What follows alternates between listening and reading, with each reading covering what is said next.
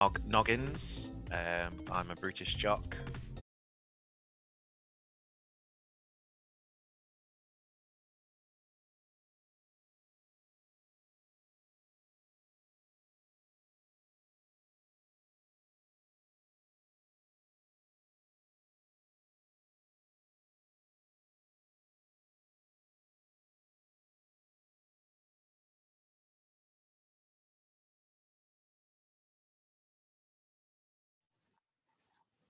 Good evening, good evening, good evening. How is everybody? Welcome to Tales from the Lost Emporium. As always, we are proudly sponsored by Lost Boys Pizza for the most awesome hi-fi horror-inspired pizza in the world. The free delivery, sorry, not free delivery, delivery to any UK address. National delivery. National, that's the word I was looking for. We're also sponsored by Monkey's Emporium for all your retro toy gaming needs. Check them out on Facebook for regular auctions. And of course, Shade Glass Games, which for us here in the Midlands is our friendly local gaming store. Other gaming stores are available, but Shade Glass is a top quality one. And also tonight, we would like to extend some thanks to Tabletop Audio, who hopefully you'll hear some nice background effects coming through from them. So tonight we have our usual Saturday night Call of Cthulhu game. Woo! And we've got our usual cast of players. Now, if this is the first time you've tuned in, half of the players here have been involved in quite a few adventures with these characters, and the other half are bringing newer characters. So I should point out that we've previously played Deadlight. We've also played Crimson Letters. And we've also played, the last one that we finished last time was Servants of the Lake. So our players are quite experienced now, and they're used to a lot of their characters and how things work. What we're kicking off tonight is episode 1 of Twilight Curtain Call, which is our own custom scenario to run through. And we'll see what happens when our group gets to Vegas. But first, let's meet all our awesome players. So, guys, welcome to tonight. Hope you're up for some fun. And let's start off with Bushy. You've got to go first. Good evening, good evening, good evening. I am Bushy. I am playing Geoffrey Robin Thurston, otherwise known as the Great and Magnificent Thurston. I am a stage magician. I hail from England, Boston, Lincolnshire. And some people call me an ass, but I think it's perfectly okay. Nice. Hey, Jack. Hey, Alfie. How's it going? But now let's speak to Ross. Hi. I'm all right, thanks. So I'm Ross, and I'm playing Jack Philip Porter, also known as JP. I am an aspiring stuntman / actor who's currently following around our other two characters here, just trying to get into the mindset and figure out how they write their books and everything, so that I can take it to them talking pictures. That's brilliant. Yeah. So we should get on to our writing duo next, shouldn't we? So Em, how you doing?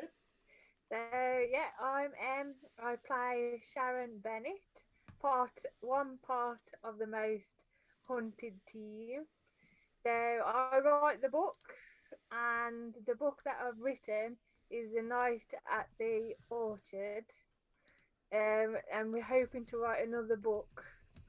So yeah, we always end up in a lot of trouble as well. Straight up doing research for books.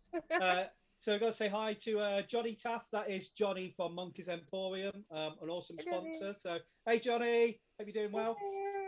We will see you tomorrow for D&D fun.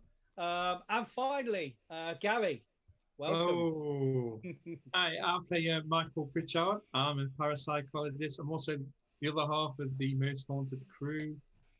We go around investigating. We've got a museum in Las Vegas where we take all our goodies that we find in our adventures and stow away and hopefully keep safe from the world. Yeah, we might revisit I'm also a psychic soon. medium. I've got a nice friend with Sam who will pop in now and again and give me some advice, and hopefully be good. That's all going to work out fine for you, isn't Awesome. it? Oh, No dear. risk at all there. Never. So, as I've mentioned, we've previously played some adventures, so Deadlight, Crimson Letters, and Servant of the Lake. Now, Ross, you switched characters when we went to Servant of the Lake, and your old character was a guy called Marcus, wasn't he? Yes, he was. Yeah, interesting. I would just like to revisit where Marcus is now, so that we can it's going to give us a chance to let everybody know what's been going on and quite what the whole group's been up to.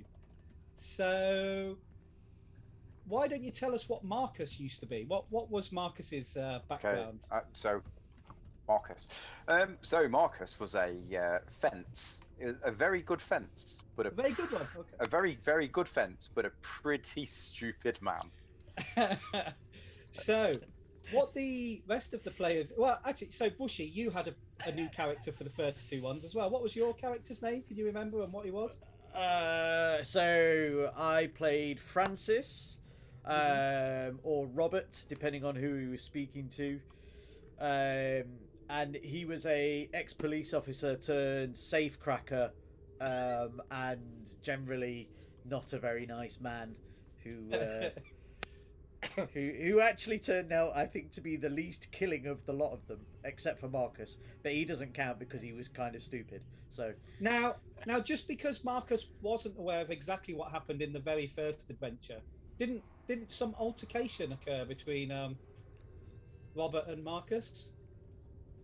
you say altercation, I say he made me jump, so I shot him in the shoulder.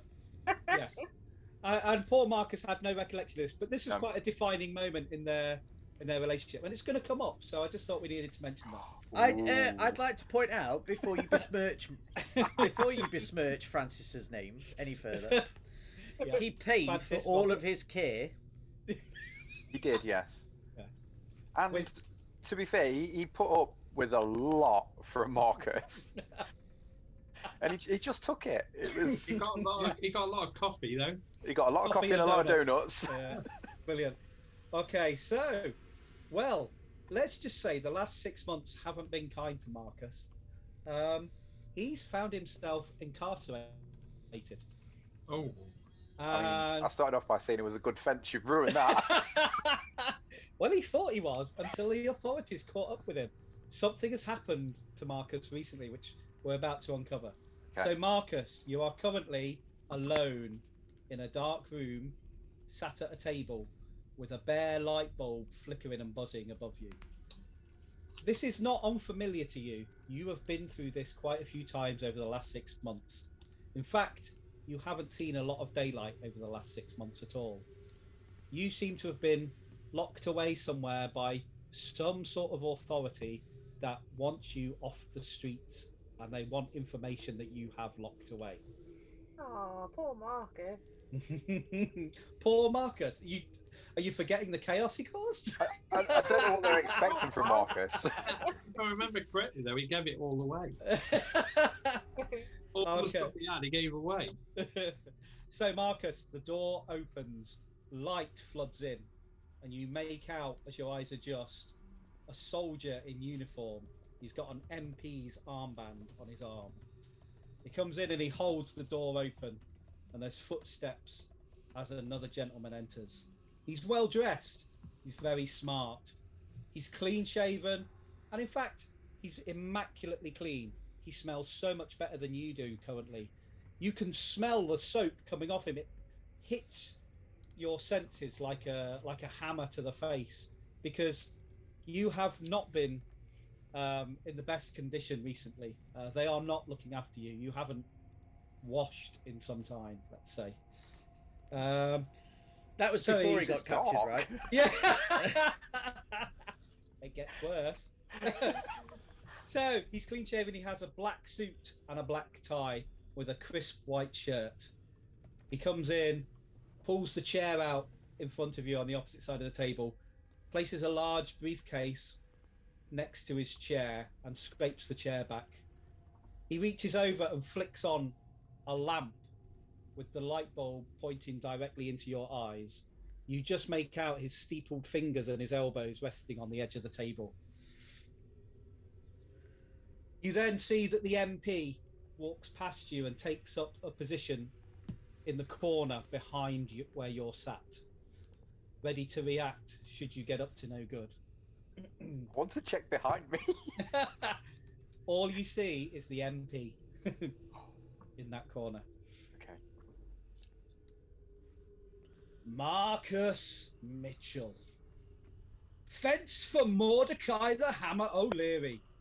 And, most recently, perpetrator of a horrific knife attack in Barney's Diner, which, let us not forget, left 8 dead, including 2 young children. Am I correct? I don't know what you're talking about. I did some work for people, but that was it. I didn't know the names. I don't take names.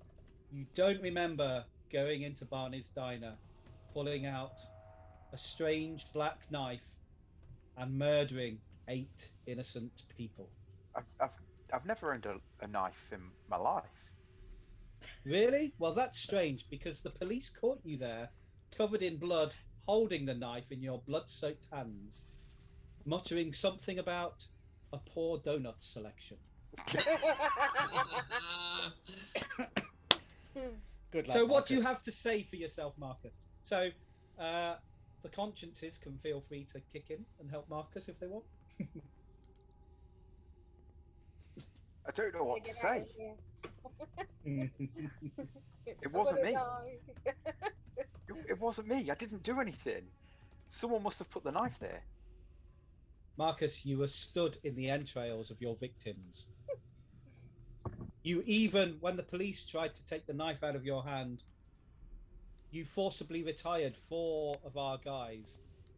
They're now scarred for life and on police pension.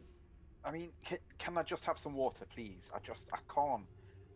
Well, I can't give you any refreshment, Marcus, until you give me something back. What do you want from me? Okay, that's a good place to start.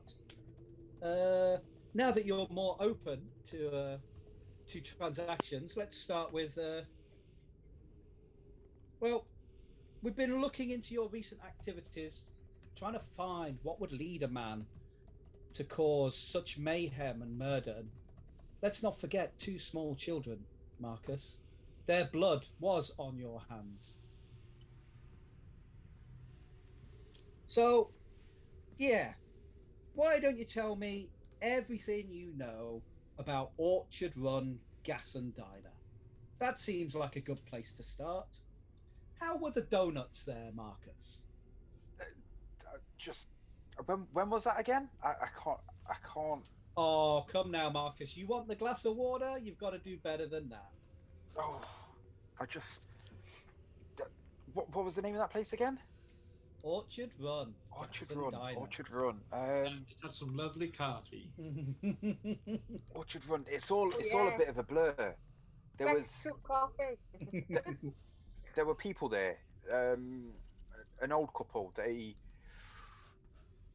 left in a car, and I don't know. Someone was with them or tried to help them, but then there were dust. Dust? Okay. Tell us about Yeah. the dust, Marcus. I don't know. I can't recall it. It's all a blur. Whenever I think about that place, I get a strong pain in my shoulder. Really? Yeah, a bit where this scar is here. That's interesting. So he reaches down, he clicks open the suitcase, and it actually just opens at the top, and he reaches in and he pulls out a little bottle and a little glass, and it's chilled water. You can see the condensation running down the bottle. And it's one of them pop tops. He goes, and he pops it and he pours the water into the glass, puts the top back on the bottle, puts it in there, and then he reaches out across the table and then pulls it back and takes a sip. And he's going, my, that is mighty refreshing. So it's interesting you talk about an old couple. Was that by any chance Teddy and Winifred Brewer? I think that was the names. Yeah.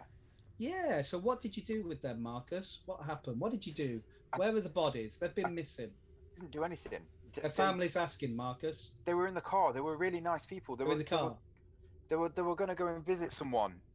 Did you Was like it the their look of their daughter? car? Did you like the look of their car, Marcus? Did you No. want to take their car? No, Is I that had what my we're own looking car.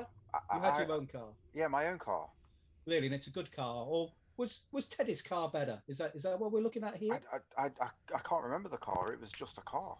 Okay. Well, what about Mary Laker? Mary You remember Laker? her? She No. was a waitress there. Lovely girl. Local girl to the area. No, not the name's not ringing a bell at all. There's Are you sure? Because she was definitely on shift when we know you were there, Marcus. it's flickering in and out. You didn't get Please. served by a waitress. Just let me have some water, please. Mary, It'll help me. sweet young Mary. I don't remember any Mary. No. Okay. What about Sam Keelan? He was Who? manager. Sam. Sam, no. Sam, he definitely unlocked. He was due to lock up at the end of the day. He was definitely there. Yeah, Again. they were there. They locked up. That was it. I left. I don't know. His family haven't seen him, Marcus, since that night. Where's he gone? What did you do with him, Marcus? I didn't do anything with him. I did nothing. They were there. They locked up. They left. I was there. I don't know what else you want me to tell you. Please, just let me have some water. So anything else unusual happened that night you want to tell us about? Yeah. No. There was a flash of light. A flash of light. A flash of Lightning, light. maybe? Was it Yeah. lightning? Okay. There was a big storm on, so maybe we're getting somewhere. And It was to do with the lightning made the dust people. lightning made dust people. Okay. Yeah, something like that. I can't remember it. He flicks out a pad from a top pocket and starts making notes. And then he almost drains the whole glass of water, leaves just a little swallow, and then he slides that across to you. Could gulp it down, obviously. Okay. And then he takes the glass back, and he takes out a handkerchief and he wipes the top. And then he reaches in, pops the bottle again, pours some more water out, closes it, puts it in the case. He goes, okay, so we're also a bit concerned because the local farmer, Jake Burns, his vehicle was skewed across the road, and just like everybody else that was in that gas station the night you were there, Marcus, no one's seen from him since. Local lad, Billy Esterhouse, let's talk that he was around as well. Come on, Marcus, what happened to them? It was Have the you been lightning. a bad boy? Have you been No, a it bad wasn't boy? me. It was the lightning. I had nothing to do with it. So did they all get struck by lightning? Well, in that case, what did you do with the bodies, Marcus? The- Where the- have you buried them? They turned to dust. There are no bodies. They've turned to dust. So you Yeah. burnt them. Is that what we're saying? No, Was it there was no ash? fire. There was There was no no fire fire. there at all. No, How did you turn their bodies to dust then, Marcus? What are we talking about? I didn't do it. It was someone else. Someone else was there with me. I mean, it's interesting you brought it up yourself. So why don't you tell me how you got that nasty scar on your shoulder? I mean, it looks an awful lot like a bullet wound. And upon that, just gonna grab my shoulder, and like searing pain goes through my head. I don't know. I can't remember it at all. Did you It's just try all to a blur. rob? Did you try to rob the diner? Did Sam Keelan shoot you? Is that what it is? Was it No, self-defense? No, Sam was already dead. I mean, Sam- just. Oh, so you do remember that something happened to Sam then? No, he was just dust. It was just. He was dust. dust. Well, something's not adding up here, Marcus. I'm not the man to ask. Oh, well, who is the man to ask then? I don't know their names. You don't know the names. No. So were you there alone in the diner that night Yes. with No. with Mary, the nice waitress, Jake, the hard-working farmer, just trying to scrape a living by, supporting his family.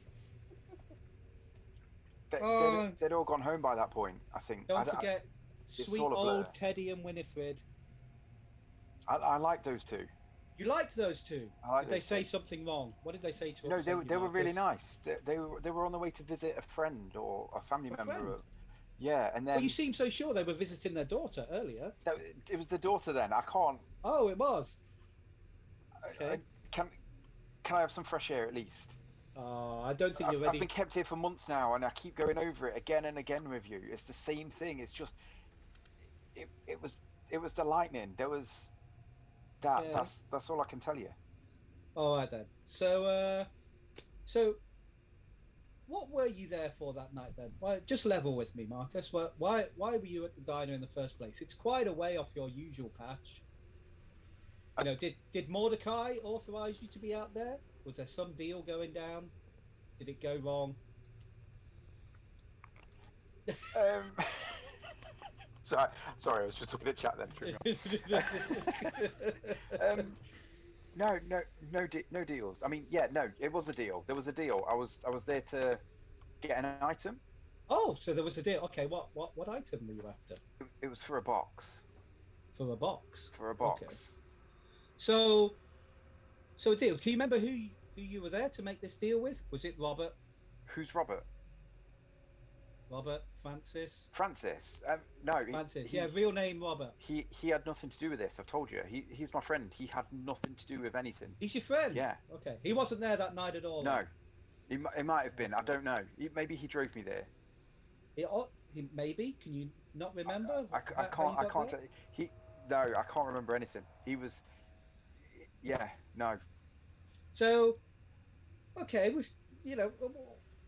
what about the robbery that occurred that same night? I mean, that was a bit suspicious. I know it was in Arkham, but there was a very secure safe of a certain Gregory Dillon, who's a very wealthy and influential man in Arkham.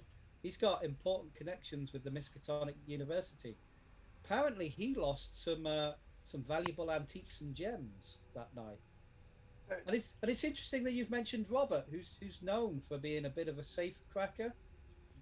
I didn't mention Robert. You brought him up. I told you he wasn't Francis. there. Yeah, Francis, Robert, that's right. Robert, yeah. Francis, yeah. Same person. Ex-cop turned bad. Were you fencing materials for him? Did he rob someone's safe that night? Is that what it was for? There were. You should be out there on the streets, rounding the. Damn it, Marcus! Tell us what happened. Nothing to tell you. I need some fresh air. Well, you ain't getting any until you start cooperating properly. So, okay. Well, the next thing I've got. Why don't you talk to them other two people? Why is it only me here? What other two people? The other two. Those. You've given me no names. There was them crazy people there. What crazy people? I need names. Marcus. I don't know the names. They write them books. Don't you be grassing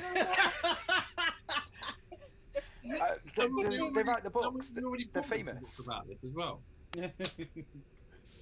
Yeah. Has the book been published? Oh yeah. The book. Oh is right, definitely... so you've got the book then. Yeah. Night at the Orchard. Maybe the guy interrogating him does have this book on him. Ah. Yeah, the people who write the books. Speak to them. It shouldn't be me here. What books? What books are we talking about? Give me names, Marcus. It's quite easy. Something Orchard.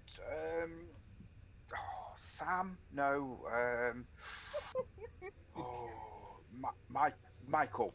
Michael. Yeah, that one. Michael? Him and that strong lass. I've forgotten her name. Bennett something or other. Check them out. Okay, so with that, it wasn't me. He reaches into the case again. You think he's going for the glass, but he pulls out something, and he slams a book on the table, and it's Night at the Orchard, and he spins it round, and you can see that it has Sharon Bennett's and Michael's name on it. And he goes, "Oh, you mean these two that wrote this book?" Yeah, those two writing the book there. That's what happened. Why are you asking me? You were there to meet them, then? Is that what we're talking about? No, they were already there writing this book, but read the book. The book tells you everything. Oh, that's what happened. I've read it, but Marcus, I need your side of the story. That have just called me a grass. I'm not. I know.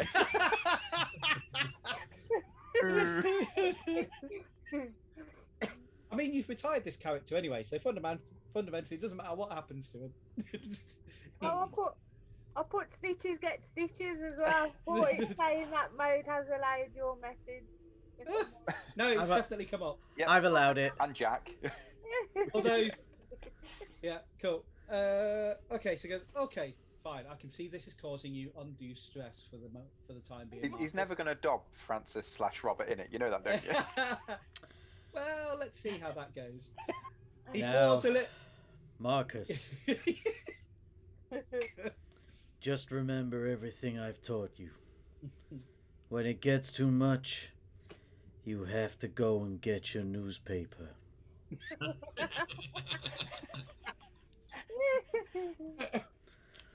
Can I have a newspaper? A newspaper will help me remember things. Oh, I've got some papers to show you in just a minute. You just be patient. And he pours a little bit of water in the glass and goes, "You've earned another sip." Okay. I'm going to take the other sip, but this time I'm going to hold the glass close to me and slowly consume it. Okay.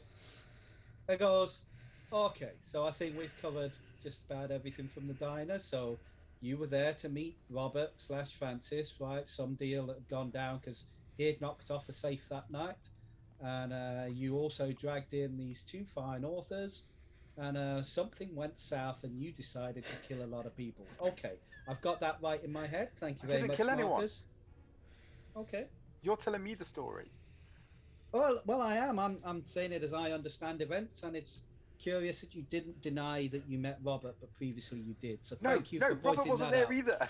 And Robert robbed the safe. Okay, we're getting somewhere, Marcus. We're making progress. Thank you very You're putting much. words in my mouth. I don't think you find I am. Those words weren't in your mouth in the first place. It's sometimes it's the spaces between words that we find out what we want to know. He goes, okay. Why don't you tell me about the wonderful young copper named Albert Collins? You may remember him. He was in from 4th Precinct, up and coming rookie police officer. What do you know about Albert? Albert vanished. Albert vanished. Albert vanished. Albert went into a room. We went under a table. Went into a room and vanished. I didn't know Albert well. Albert was helping me with something. What was he helping you with? There was a stolen sword taken from a wall in a university. Nothing to do with me. And Albert was helping to track it down, but went into a room and vanished. Really? Those authors were there again. The authors were there again? Yeah, speak to them. You don't need me. Are they good friends of yours, Marcus? Is that what we're saying? I don't know who they are. You seem to, you do know who they are. You spend a lot of time with people that you don't know who they are. No, they just appear and do things. They cause carnage. Tell me what things they do, Marcus. I don't know if I can. What? How do I know I'm safe? Well, you've come to no harm yet, have you? You're not safe, Marcus. I've been locked up for 6 months. I mean, how do I know I'm safe when I get out of here? Hey, Well, if Sharon finds you, it won't be. Marcus, we're just thinking of the safety of everybody else that has to live in this world with you.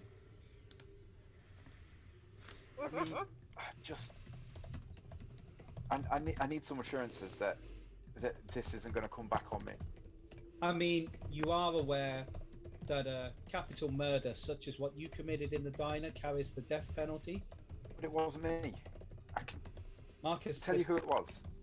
Who was it? I need some more assurances than that. I need to know I'm going to be okay and Marcus, that I can get out of here. You seem to be under the strange impression that you have the right to barter with this deal. This is not something you bargain with. And then I'm going to slam the empty glass on the table and just go, I don't have to talk to you. He's going, I think you'll find, Marcus, I'm like the only hope you've got of ever getting out again. Feel free to exercise your right to silence, but when you committed that heinous murder, you forego any rights that you have. It wasn't me. Why won't you believe me? Because you was there, Marcus, covered in all of the entrails. Just because I was there, it doesn't mean it was me. 2 young children, Marcus. No, I had nothing to do with that. Okay, so let me get this right. You, a waitress served you in a gas station. She disappears. You talk with a nice old couple, and they disappear. The manager of a gas station that you're definitely been at, he disappears.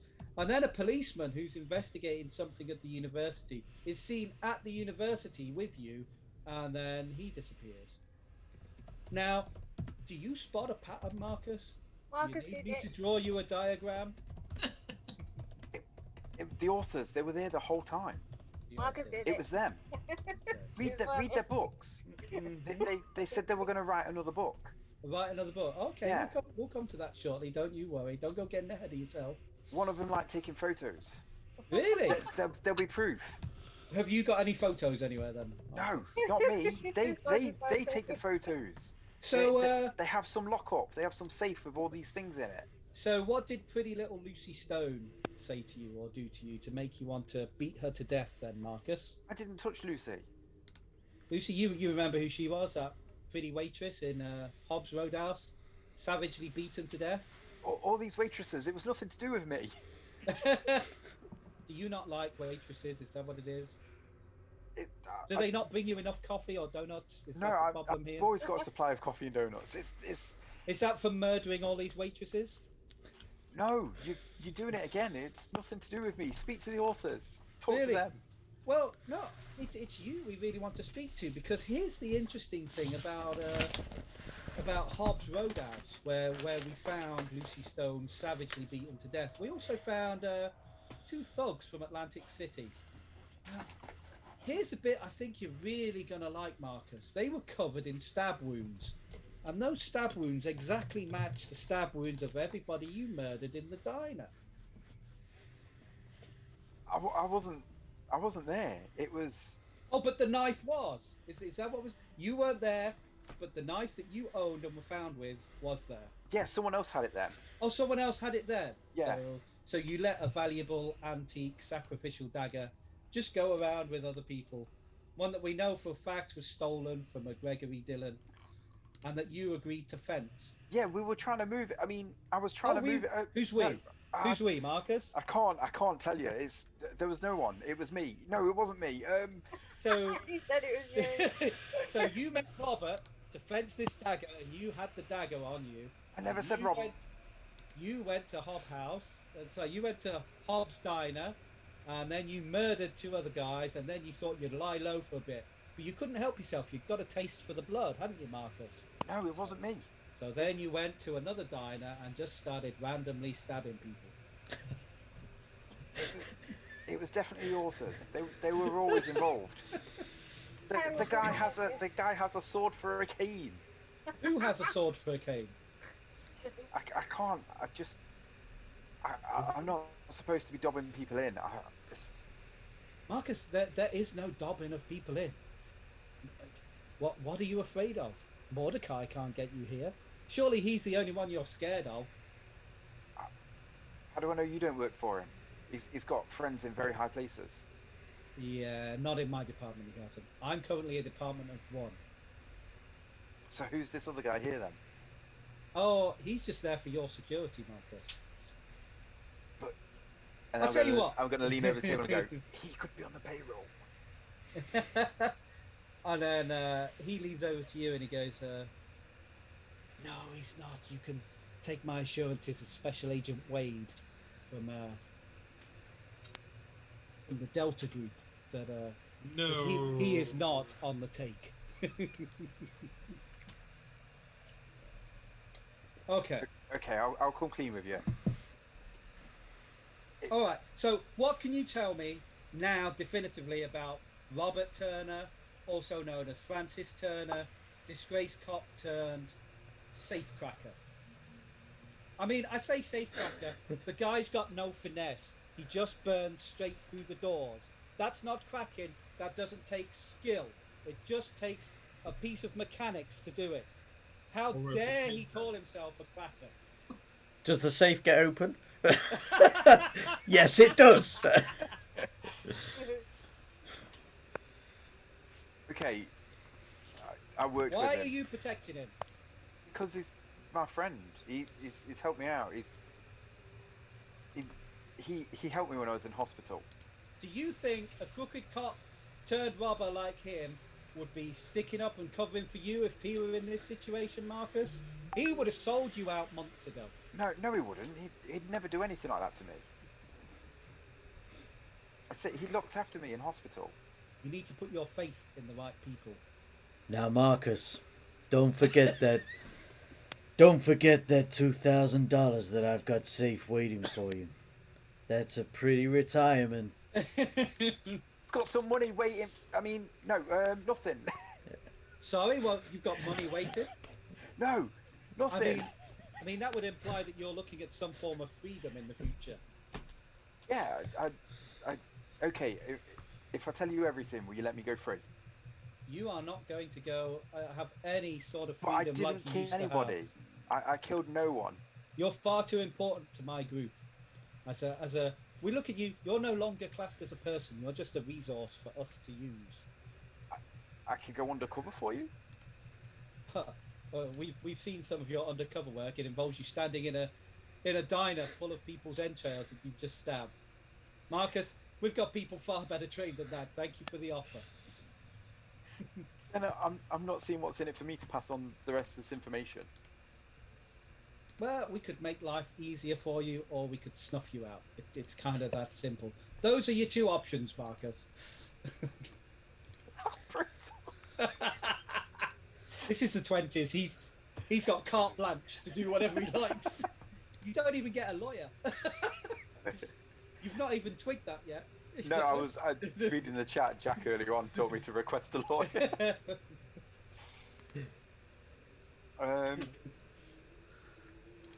Right, I'll tell you the truth. Oh, this will be novel. Okay.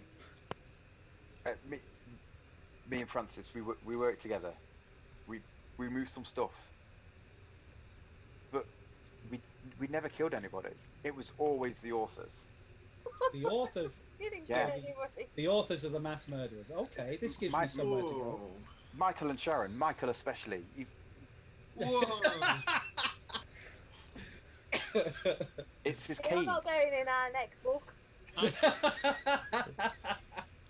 You guys don't know this. Nah.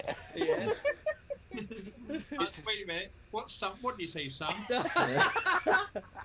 Oh, remember, you have to cast that as a spell now. So he puts his hand, the authors. Okay, that's fine. And he slides that book back and he goes, that's interesting. So this was Night in the Orchard, and I think we can figure out where you fit in with that. And then he pulls out this large sheaf of papers and he drops that onto the table. He goes, this is Forger's Fear. And the only thing that's missing from here is where Albert went to and what the thing was with all these mysterious papers. So where's the papers, Marcus? Those two have them. They have You them. need to speak to Sharon and Michael. They have them. But be careful of Michael. It's his cane. His cane is a sword. And Sharon is a brute. And you notice that these papers, it's got across the top. This is like a preprint manuscript version as well that somehow he's got his hands on. How have you got my manuscript? Oh, he pulls so many strings. don't worry. Fine. Okay. He goes, all right, Marcus, I can see this has upset you somewhat. Would you like me to fill that glass up with some more water for you? Yes, please. I'm going to hand the glass back. Okay, and he doesn't take the glass from you. It's in the middle of the table, and you see he's going down as if to get the bottle, and he goes, oh, hang on, my mistake. I've forgotten one last thing. And from the briefcase he pulls out, it like must be a massive briefcase because he pulls out this big black box and he puts it on the table. And he turns it round so that it opens towards you, and he goes, I know where this is going. he goes, are you okay there, Marcus? You look a bit nervous. No, get it away from me. I don't. You need to put that thing away. This black box? Yeah. Well, surely you know nothing about this black box, Marcus. No, it's dangerous. It was in my car. It was in your car. It was in my car. So you weren't I didn't put it there. Someone else put it there. I forgot all about it. It's not mine. Is somebody in a habit of putting things in your car? There must be. It's nothing to do with me. Nothing to do with you. No. He goes, so you won't mind if I open this box then? And he puts his hand on it. Don't do that. Why shouldn't I do that, Marcus? Take your hand away, because it'll talk to you. What will talk to me, Marcus? The thing inside the box will talk to you. What's the thing inside the box? What is it that's inside this box? I don't know. Don't just leave the box alone. Here. For someone claiming to have had this box in their car, you seem to know an awful lot of what's inside it.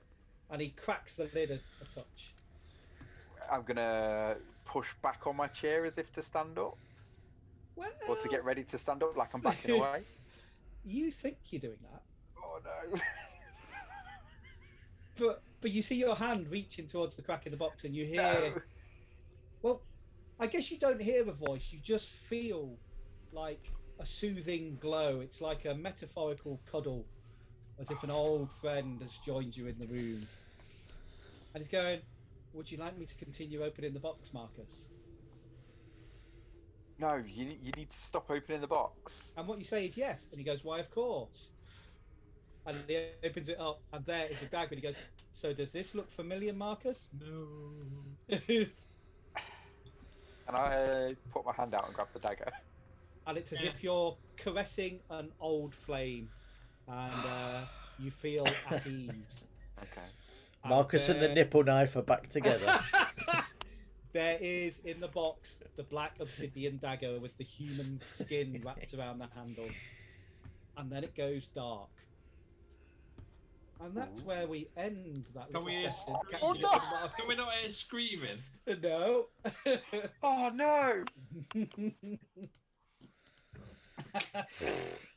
So, how did that go for you then? It's dark. Well, we're going to leave Marcus now. So, No, no! I want to know what happens to him. Don't just leave him there. Hey, you ditched him as a player. Okay. I try my hardest not to dob you in, guys. I'm sorry. Yeah, anyway. It's him with the sword. I hate it. So, to the rest of you, to Jeffrey, JP, Michael, and Sharon, it's about 4 months since you last stopped at a motel by a lake, where you encountered the servants of Glaaki. And we've got to just finish that bit off, because in 4 months you've managed to have your wounds attended to. Nice. Oh, good, because I was nearly dead. Yeah, so you can have. So was I. I'm extra generous because I like the way your characters go. So you have all your hit points back. Yeah. You can have all of your luck back. Oh, yes. Oh, And then what we need to do now is it's like Call of Cthulhu level up. So if you survive an adventure and want to continue with that character, every time you've successfully used a skill, you get a chance to level it up. Yep. Yep. So what you need to do is every skill you successfully used last time, if you put a tick by it, you just roll against that skill, and you roll a D100. And if you score more than that skill, you get to roll a D10 and add that. If you roll under, nothing. Yeah. Okay. So these are the Call of Cthulhu rolls you want to fail if you want to get better. You want to fail them? You want to fail because you want to roll over your score. Oh, right, yeah. That's So definitely... that way, the lower the skill is, the more chance you've got of getting better at it. Okay, so that was firearms. Oh, his firearms gone up. Skilled up, and it's a D10 for the improvement score, Yeah, yeah? plus D10. And that is 1. Oh, brilliant. That's because JP was standing on a boat in the middle of a lake firing, wasn't he, with his gun? Yes, he was.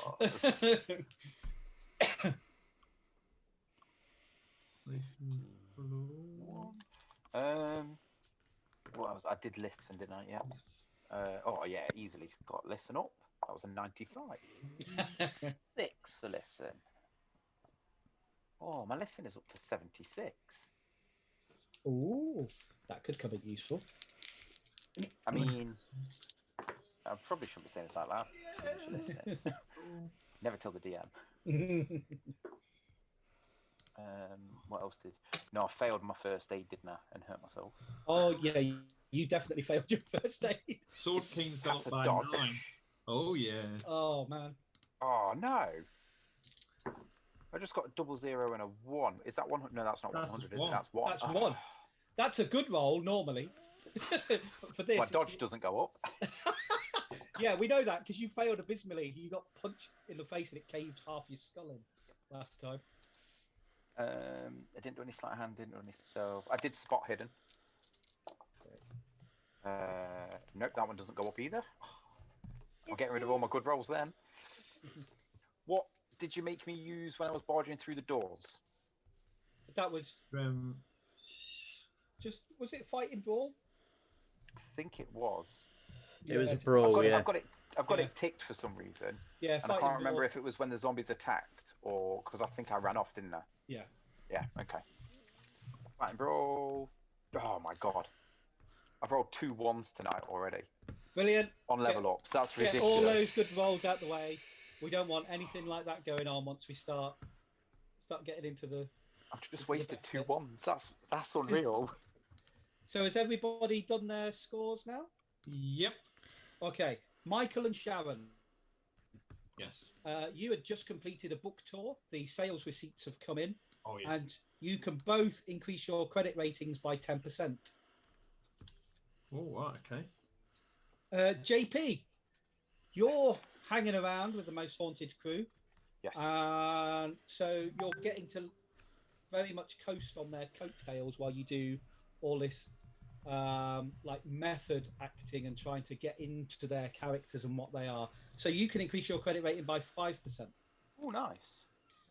Jeffrey, as we're about to Hello. find out, you have just secured a residency at the Twilight Enigma Theatre in Las Vegas. Well, I Um, never doubted it. Whilst your opening night is about to happen, they have paid you up front for your performance. So you can have a 10% increase to your credit rating. Awesome. Working in Vegas has its perks. Okay. Because you all saved some innocent people in the last adventure when you were at the servants, you increase your sanity by 2d6, and because you destroyed the avatar of Glaaki, it's another 1d10 as well. So it's 2d6 and 1d10. It can't go over your. You can't go over your max. No. Alright.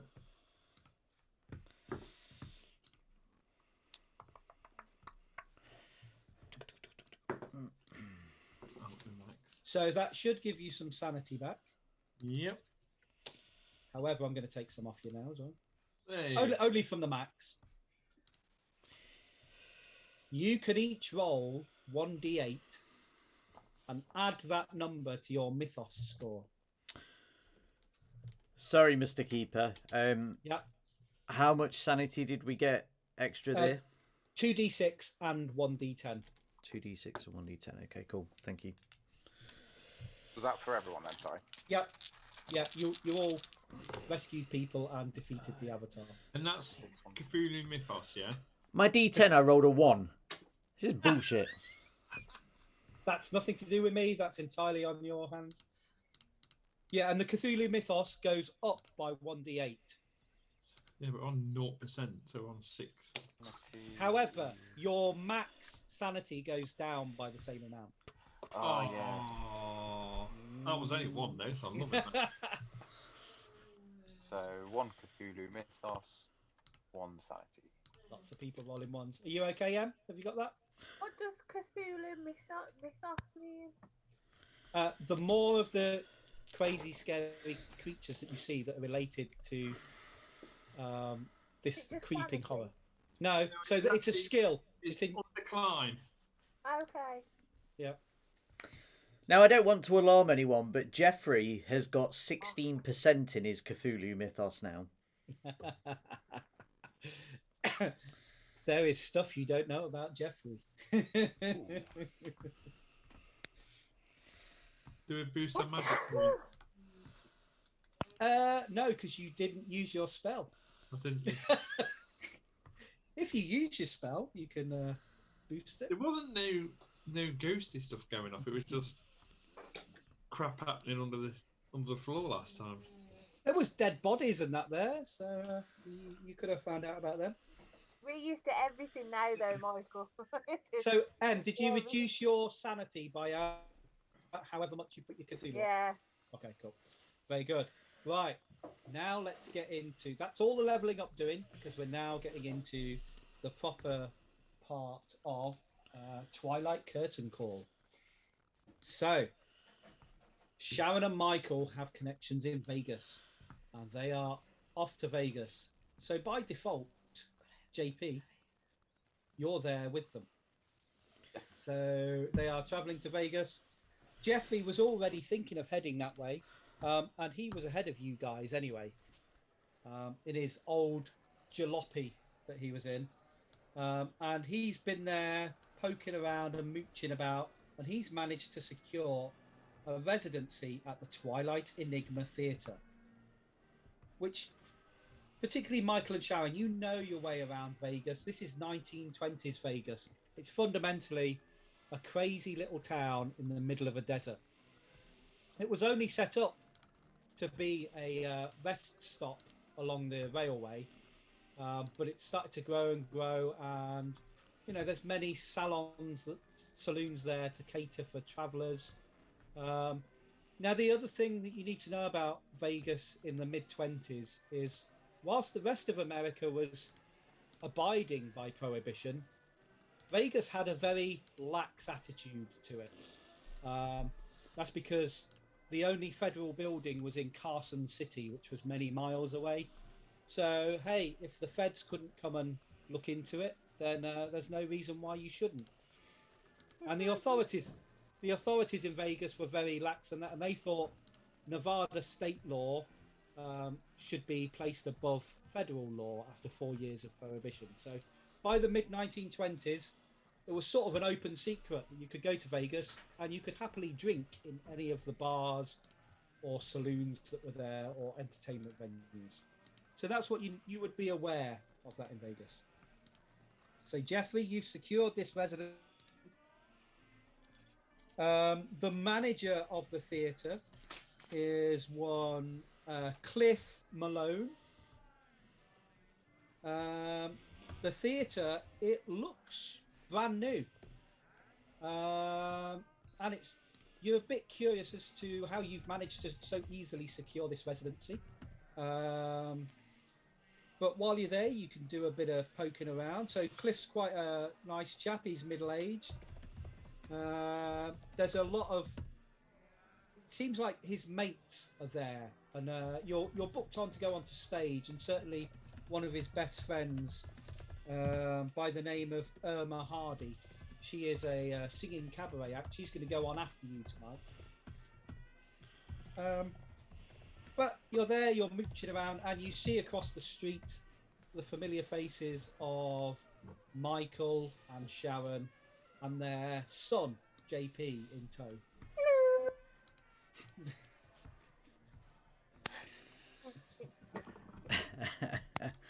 So I'm not on stage yet. No, it's late afternoon. You are due to go on stage there tonight.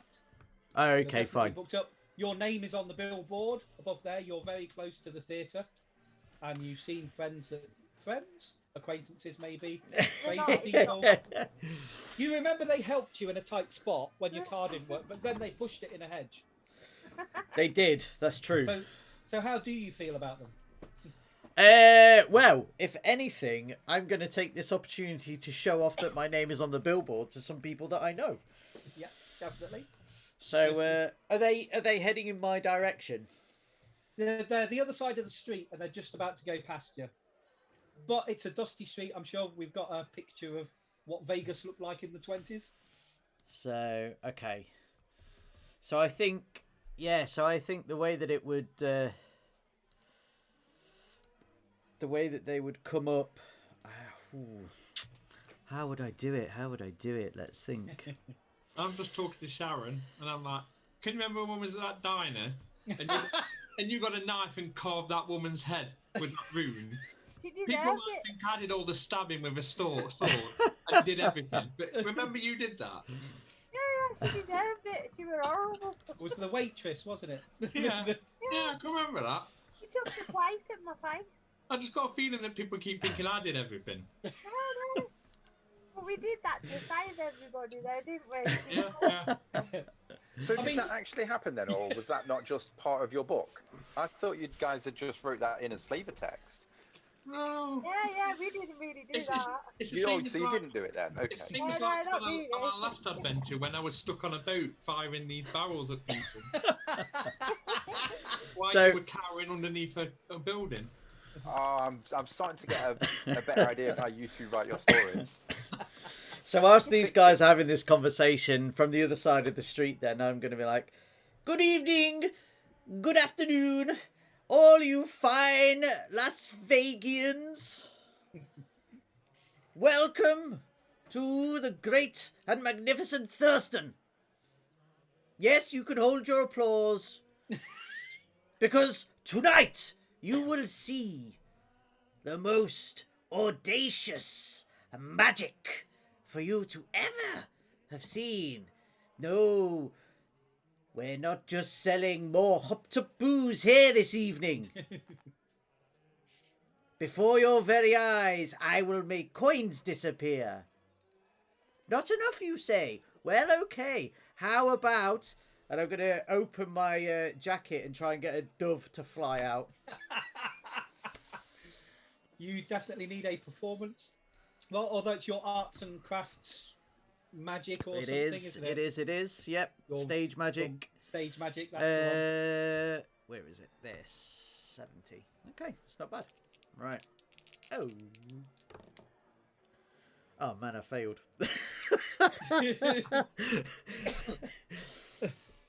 So, and his trousers fall down. So you reach into your coat and you like pull out this dove, and we met these doves previously, and you were quite happy to let them perch on the roof of a vehicle. Yeah. And you give it a flourish, expecting it to take off and fly into the air.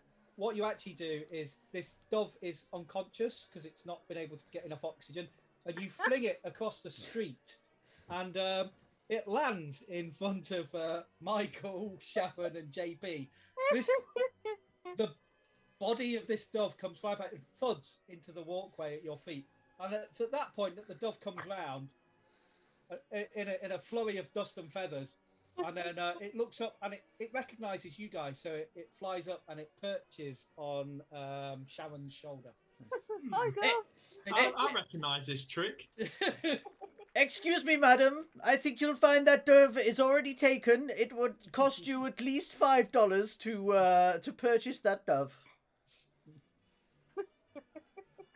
He likes me. So Jeffrey, is that you?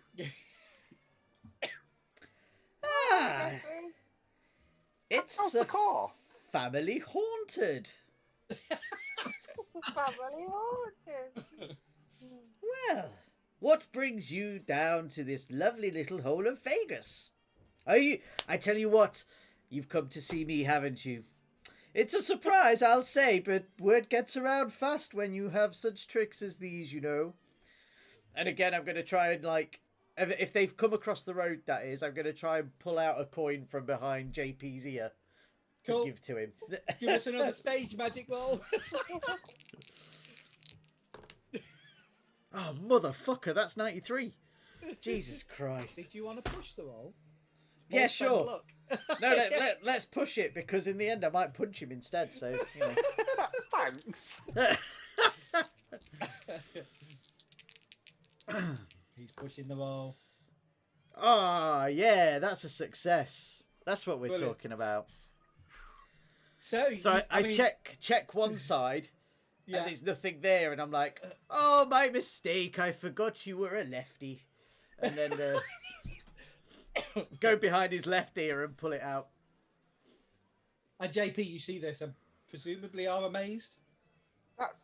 That's brilliant. I mean, I didn't realise I had that there. Will that get me a ticket into your show tonight? Keep that. Hand me over a ticket. It will indeed. And if you go and speak to Cliff and tell him you're a friend, you may even get front row. I'll need some helpers in the crowd. Okay, I'm okay with that. I say we helped you with your car once before. We can help you again. So Sharon, Michael, you can both make me a history check. History. Okay, that's 5. That's easy. Because you're stood in front of the Twilight Enigma Theatre. Massive fail. Okay. Massive fail. Okay. You two have spent some time in Vegas, and you look up and you see this theatre and think, oh, it looks like a very new building. And you're like trying to occupy. You go, I don't remember a theatre being here called the Twilight Enigma, but then buildings are popping up in Vegas all the time, so you're not sure what would have been here beforehand. But you're pretty sure there wasn't a theatre called Twilight Enigma. This is not a regular thing. This is new to you entirely. So that sort of sits there and puzzles, and you're just like, oh, I knew there was something here, but I couldn't remember what it was. Of course, there are places you can go and find that out if you wish to look into that. Is it far from the museum? As in our museum? Your museum? No, not at all. Vegas is not a big place at the moment. So it's an easy 10 minutes walk to your museum. Or there's a small library. There's the Vegas Herald newspaper offices. These are all places you could go and check stuff out if you wanted. Let's see what else we can collect for our museum, Michael. Oh, I'm not entirely sure that there'll be anything of that sort in this theatre. Unless you want me for your museum. Well, don't tempt us. We could put you in one of those little magical again. So I think we've got JP's wanting to get a ticket. Sharon Michael, what you wanting to do? We'll definitely do the show. Yeah. Okay. I've got a new pet. Well, I mean, Jeffrey, do you want to claim your dove back? Do you want to try and call it back to its secret pocket in your coat? Yeah, absolutely. Doves are expensive, man. Not made of money. Jeez. What do you want from me? Give me another stage magic, because this is a professionally trained dove. Okay. And you might be able to give a series of whistles, and it comes back. Wow, that's a 97. Yeah, so you give the secret codes that you've agreed with this stuff beforehand, but no, it's quite happy perched on. In fact, not only does it not come to you, you look at it like eye to eye, and it physically goes like this, as if it's snubbing you. My dove now. Your own dove. Well, fine, Genevieve. If you want to play it that way, you go with your new harlot. Is that the name, Genevieve? You look after her. Yeah, you need to make a note that you've got a white dove called Genevieve now. Oh, we'll make a note of it. Yeah, that's mine now. Nice big carrots and potatoes. Is that going in the museum? No, it's like I'm like a pirate. I've got a dove. I have a feeling that Jeffrey's problem was thinking that he could agree calls with doves. Like, I don't think he trained them so like much a as he... dog. Yeah, I think he just kind of spoke to them rather than trained them, and he was like, all right, so this is what's going to happen. Well, actually, you'd given like a series of clicks and whistles, and a small dog, a stray dog, has come, like, and is sort of incessantly walking around your ankles as well now. It's really mangy as well. It hasn't been fed properly in a good few weeks. Patches of fur are hanging off it. It's a bit stinky. But you can now have a stray dog as your companion if you wish. I'm going to lean over to JP and say, so, Sonny, would you like to learn some magic? Ooh, yes, that might help me for the film that I'm going to be in. What can you teach me? Well, do this, and I'm going to get him basically to do the whistle that I did for the dog. That's it. So, okay. JP, Yes. give me a roll, a D100, and tell me what the score is. Okay. 96. Okay, so you do try to mimic it, but you get it horrifically wrong. So much so that that dog goes running away, yelping and whimpering. The dove on Sharon's shoulder is shocked and scared by this noise. That it immediately evacuates its bowels down her back. and a stray cat appears, looking somewhat perplexed at you. But hey, it's looking at you and it's like, oh, this is good, and it deems that you're a suitable scratching post and starts to dig its claws into the bottom of your leg. Shoo, go away, cat. It's part of your actor animal show. It needs some work. Well, I just thought your son could use a different pastime. I've told you before, I'm not their son. I'd think that as well if I was out with them. And then I'm much love for the most wanted. I'm gonna turn around and I'm gonna get 3 tickets to give to them. So, what we'll do, we'll take a slight break there now because we've been going just over an hour. So Yep. we'll have a toilet break, a comfort break. So we'll be back in 5 minutes. Guys in the chat, thanks for contributing. Alfie and Jack, always a pleasure to see you there. Keep it coming. We will give you 5 minutes to go and have a quick break. We'll see you soon, Awesome. folks. Cheers, guys. Bye.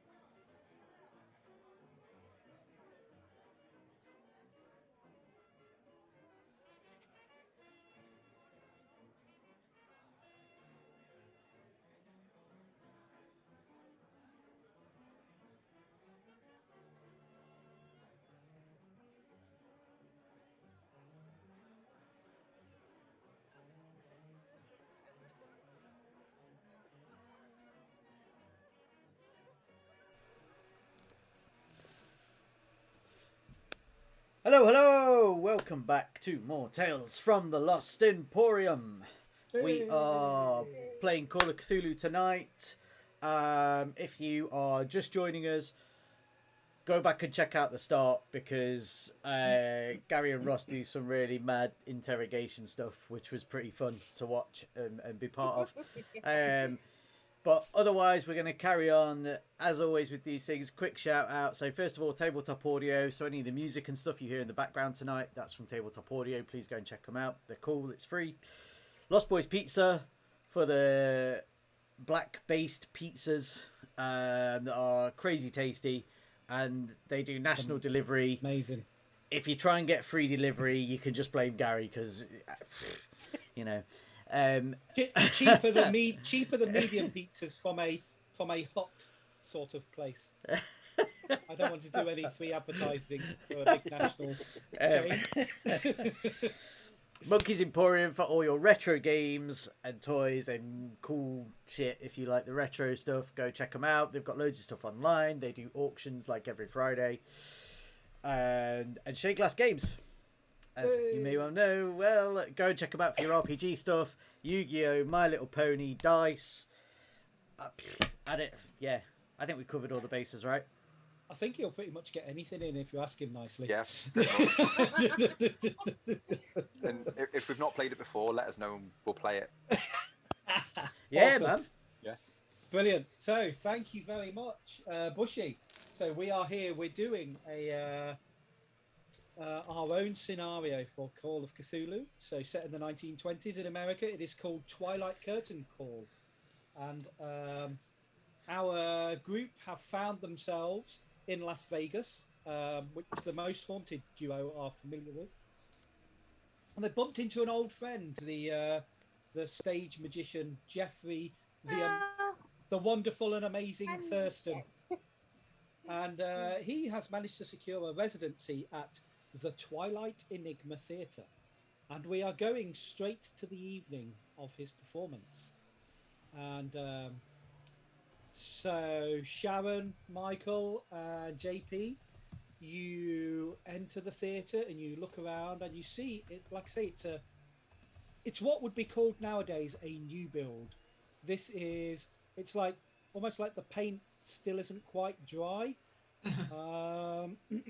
but it has some curious geometry in places.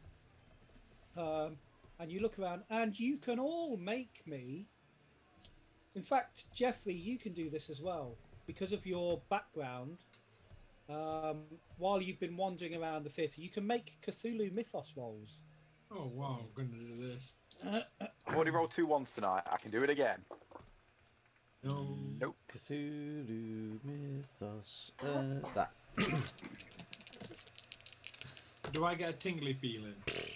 No. Depends what you rolled. Not nowhere near. But I'm saying, would I get a tingly feeling that I might need to consult Sam? You can consult Sam if you like while you're in the theatre. Am I getting a feeling that there's something not right? Well, just bits of it just look different.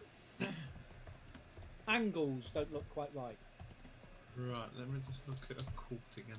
So, are you going to find somewhere to cast this spell? Because you need to be sort of alone, almost, or with familiar people, other than just in the middle of a theatre foyer going, hang on!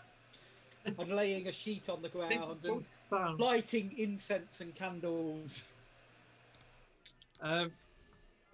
It's like normal opening times, or It is. So people are coming in for the performance. I mean, you know someone that's performing there who would probably have a dressing room or access to backstage. So it's entirely up to you. I think we have a picture of the theatre as well.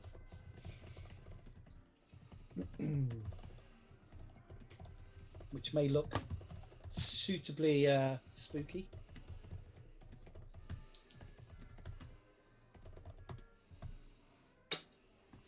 so like because we're like the guests, we'd probably be being shown around like the backstage areas, aren't we? Well, you would have to go and find the great and wonderful Thurston, who's getting ready for his show. Yeah, so I'll probably find myself a nice little table in the back somewhere in a room. Okay, so you're gonna go backstage to see I've got a Thurston. funny feeling it's bothering me. Okay, so first of all, so Thurston, Jeffrey, you're prepping for the role, and like one of your acquaintances comes barging backstage, and is I guess insistent that he needs a private place or like access to your dressing room. Does Jeffrey have a dressing room? Yeah, it's more like a large broom cupboard, let's say. Is there a small broom cupboard that I can send him to? Oh yes, absolutely. Ah, well, yes. Hello.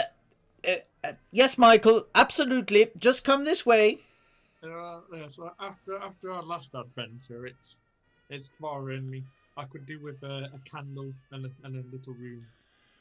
A candle and a room. Do you need a mirror? Definitely no mirrors. No mirror. Okay. I have just the room. Come this way. And I will take him to not my room because if he does some crazy ass shit, I don't want it coming back on me. So you can go in the closet. Yeah. You find like a small storage room. Michael, as you go in, so there is a light. Again, it's a bare light bulb hanging from the ceiling. But make me a spot hidden roll first. So there's lots of old bits of scenery from previous productions. Can I burn luck on this? If you wish. Yeah, I'm going to burn because I'm 3 over, so I'm going to burn luck. Okay. So you got a normal success. Yeah. Okay, so yeah, it's very much storage from previous productions, which is a bit curious in itself because this is a very new theatre. So you're like, well, how could they have had so much old scenery lying around? And you see that there's like some blue painted waves, and there's scorch marks on the waves as if they've been, and like some of the paint has blistered up as if it's been near a heat source and fire. And then there's very much a smoky aroma in there. Can I have a closer look at it? Yeah. So you investigate, and yes, definitely this scenery of waves. So it's just like plywood scenery painted. It's all blistered up from fire. There's heat and fire damage definitely on this. Okay. There's also tucked in a corner. There's part of a costume, and it looks like a robe that's again scorched and singed around the edges. Smells a lot of smoke, and it's sort of a mustardy yellow in colour. Okay. Mustard yellow. Okay. So I'm going to set up in my cupboard. Excellent. Oh, that's a 3. That's a 3. That's an awesome success, that is. Cool. Let me just look at what I've put down for your spell again. So don't you have to spend magic points as well? Yes, I do. Alright. So you're contacting your spirit guide called Sam, aren't you? I am. And is there a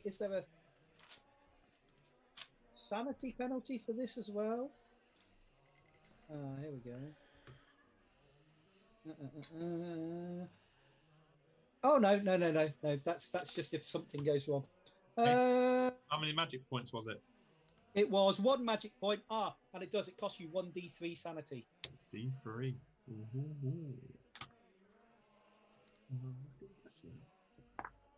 And that's 2. Brilliant. So you've spent the magic point, you've lost the sanity. Yeah. You now need to make a power roll. Power roll. Oh, I did it again. Cool, and I got a 3. Yeah, just a pass, normal pass. Normal pass. Okay, you're okay. So, what's the name of your spirit guide again? Tell everybody. Sam is my little Indian boy. Little Indian boy. And what did he sound like before? Just some little lost lad, was it? Yeah. Yeah. So you contact Sam. You release your mind and your senses to Sam, and you haven't been in touch with Sam since the Hobhouse Papers incident. Yes. So this comes as a bit of a shock. You're expecting this little boy's voice, but you get like a raspy female voice, and she goes, "Hello. Oh, it's been a while since you've been in touch. Oh, hang on. Let me just think. What's my name this time? Oh, yeah, Samantha. What? Okay. How can I help you then? Where's Sam? Oh, I'm Sam. You're Sam. Of course I am. I've known Sam for years. You don't sound like Sam. Let's just say Sam grew up. Maybe your Sam moved on. Maybe he went to the light. Okay. And How can I help you? okay. It's been a while since we've spoken. Do you not remember when we last spoke? I remember speaking to Sam. Well, I think that's rather rude. I mean, you knew me by another name then, but oh well, never mind. Thought I would have made a lasting impression at least. I do remember. I'm pleased you're looking after my papers anyway. But yes, how can I help you? It's the witch. It's the witch. Which? Piper's witch. Keziah Mason. I'm just picking up a feeling of the building. Do you feel a presence in the building? Oh yes, I feel a presence in this building. You're right to question it. Do you not see the corners don't add up properly? But I wouldn't look too deeply, because once you've seen it, you then cannot unsee it. And I guarantee your dreams will never be the same again. Oh, my dreams are never the same anyway. They're always. Oh, but let's say these ones will be somewhat more lethal. Great. She says, right, hang on. So she says, I see you're concerned and confused. She goes, what do you know of Carcosa? Not much. Not much. That's wise. I wouldn't go looking into it. But that's what you'll see if you study too hard. Carcosa will call to you. And then you'll go and see he who cannot be named. And will this be within a dream? Maybe at first. and okay. All those that see his sign eventually succumb and go and meet him in his court in Carcosa. Okay, so I'm looking for a sign.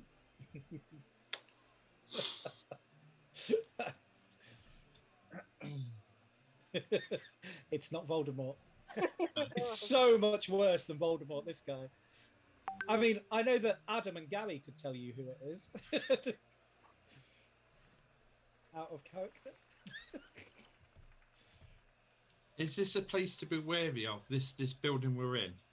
Could this be some kind of meeting point or? Oh well, it was in a previous life. Yeah, let's say that. This is all new. They've tried to rebuild on that which was there before, but the people running it aren't what they seem. Okay. A great tragedy befell this place. What do they call it now? What's the name of this place now? The Twilight Insignia. No. That's not what the Foundation say it's called. No, definitely not. What name do you know it as? Well, I don't know the place. I just know it's definitely not the Twilight Enigma Theatre. Ah, Enigma. There we go. That might be it. She says, I would say it was something much more upstanding.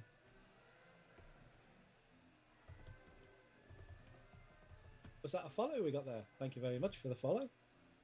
Standing. Okay. And do you feel there's great power here? With that, she just like, you hear a yawn, just, oh, bored now, gotta go. People to corrupt. Sorry, important things to do in the spirit realm. Ooh. She goes, I feel the veil closing. and then Samantha is gone. Samantha. So I'm quite upset that I've lost Sam. No, Sam's just grown up. You will insist on going around collecting things.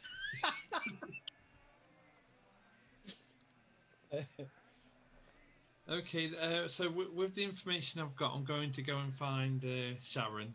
Yep. Who is with her son JP at the bar. Yeah, and I'm going to go and tell her what's been said. Okay. And to get a book ready, to get a notepad out. Oh, Especially, got it. one of the things I especially want to do is look at the corners and look around the rooms and try and count the corners and. So you look around and you don't see anything untoward. It's some interesting architecture and some architraves going on. Nothing catches your eye, but based on the other information that you got, there was a name that was thrown out at you, Michael. You can make another Cthulhu Mythos roll. Oh, the Kokosa. Yeah. Mythos is like 5. I ain't getting that. No. You might. Miles off. 49. Yeah, it doesn't mean anything at all to you. No. Maybe So, some. Michael, do you not think it's weird that the voice was saying about the papers and stuff? Oh yes, I assume that it's the lady from the other adventure we had. Yeah. It's a witch from there, and I do think that once we've been and seen this show, we should go and have a look at the library, see if we can find anything about this Carcosa. Do we need to do something about the fact that she's talking to you?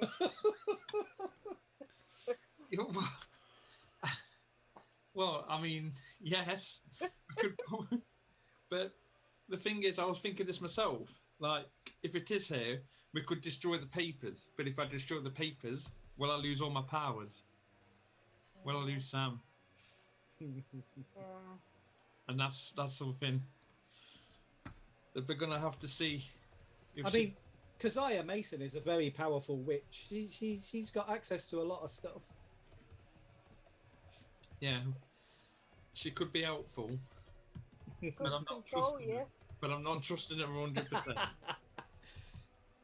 This all could be lies. We know that. I also found some stuff up there as well, some fire damaged pictures and a mustard yellow robe that was also burnt. So something to research later, I think. Yeah. But I think tonight we should just watch the show. Yeah. And see what goes on. Brilliant. Okay, so JP, I guess you hear all that. And, Yes. Vigorously taking notes. Cool. See how it gets transpired into a book. Seeing what their development process is. Mm-hmm. I mean, you know that they finished a book about the Hobhouse Papers. Are you guys working on book 3 now, about your adventures at the lake, or are you what's your plans for the next book? You've sent one off. You've sent the Forger one, all about the Hobhouse Papers. You've sent that manuscript off to the printers Yes. and the publishers. Yes, and we're in the middle of finalising the last book, getting all the story right, Yep. making sure the right people are the heroes, and Me and So Gary. so no one can be accountable for the many deaths we leave behind. Yeah. To make sure that it's right. So this one's all about the servants of the lake, then. Oh yes, the Servants of the Lake. Yes. Okay. Brilliant. Okay, so you get some drinks and you go and sit down in your places in the front row for Go in. tonight's show. And it opens up with a couple of variety acts. And then the third act on stage is the wonderful and amazing Thurston. So, Jeffrey. Great and magnificent Great and Thurston. magnificent. Okay, so he gets introduced incorrectly, and the first thing he does is he comes on and he does correct the compare, which is all good. The great and magnificent Thurston. That's what we do with compares. We just correct them constantly. Absolutely. That's how it should be handled. Yes, absolutely. Good evening, everyone. Well, as much as you've all been having a wonderful time, tonight I want to take you into the more esoteric areas of the world. Here you stand on very hallowed ground, not for us, but for the more normal folk of these lands, and I know you're not so keen on them. You see them as savages, but tonight you may find yourselves becoming savage too. Are you prepared to delve into the dark side? For my first trick...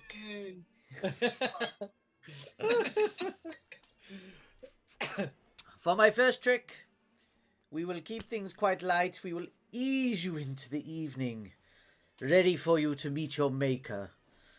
And bear in mind, ladies, I will need a volunteer. So Jeffrey's going to kind of go through this kind of standard. He's going to do a few little, like, the cups. Oh yeah. So moving the cups around. Yeah. You see, I just need to check because chat have asked, is he not going to do a cannibal orgy? He's not. No. Okay. That's not in a trick that he had in mind. But okay, maybe next time he could work on it. You know, work that into his act. Yeah, he'll think about it. Yeah, for sure. It's going to be slightly Tommy Cooper-esque at the start. You know, kind of picking up these cups with things coming out, and then it'll all end, and then he'll move into the board, and he'll get an assistant out because he doesn't trust the general public to come out and throw knives at the board. Tell me at any point if you need me to roll so I don't stab someone. Oh, I think you've definitely got to make a roll for the front of the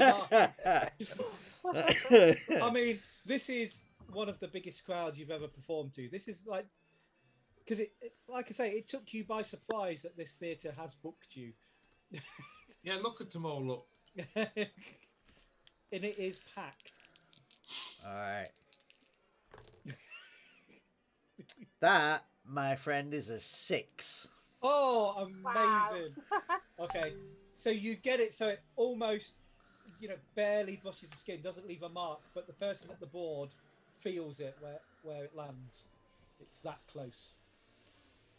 You've given the bearded lady a shave, because that's who you used. It reminds me a lot of looking like Yuji, to be honest. That's how I... Yes. I play all the NPCs.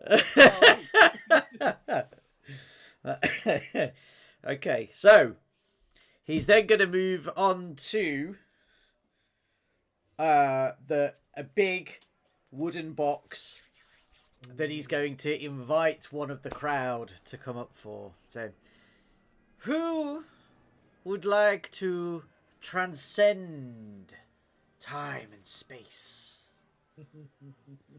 Who would like to delve into the darkness and see where you return? I would need just one volunteer. Are there any takers? You, sir! Oh, yes. As we're nudging JP.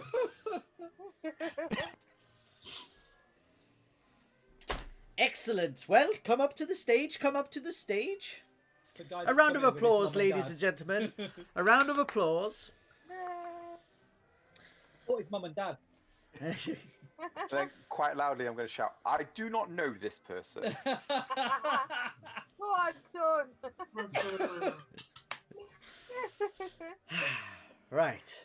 Well, thank you very much for coming this evening, sir. And what is your name? It's JP. JP. It's a very solid name, yes. Well, have you ever seen this box before? No. Do you always sound so convincing when being questioned? Definitely not. Excellent. Well, as you can see, ladies and gentlemen, he has definitely never seen this box before. He's Now- been through an interrogation tonight, don't forget. Be gentle. Now, sir, would you care to walk around the box, feel it, put your hands on it, make sure that you're as confident as you can be that there is nothing funny about said box? So, JP, make me a spot hidden roll. Okay. I'm gonna, as I'm doing this, I'm walking around and I'm knocking on the box. That's Don't punch a hole in my box. Have you got an extreme success? spot hidden. Oh, I won off an extreme success. Can I burn a? I don't know. You Is can it worth burn luck if burning you luck? like. No, because now you've said it like that, it seems like it's pointless. But it's only one luck. Yeah, I'm gonna burn one luck. You're gonna put your hand through it. Amazing. You know how to get me every time. Yeah. So Jeffrey, is there anything trick about this box, or how, without so- giving away too much of how the trick is done? From the outside, not really. Okay. When he gets inside, yes. Okay. We'll do it that he spots it when he's inside then. Okay. I'd say, don't make me waste my luck. Oh no, that's what we're all going to keep doing. That's my job. Actually. Cool. So you look around and you've got a critical eye because you understand the dimensions of the box now that you've walked all the way around it. Yeah. And then, so once you've come round, and I'll open the door and I'll say, please inspect the inside, and once you are happy, stand inside and turn to face this wonderful audience. I'm going to do that then. I'm just going to have a peer through first, look it up and down. So what would he notice on the inside then?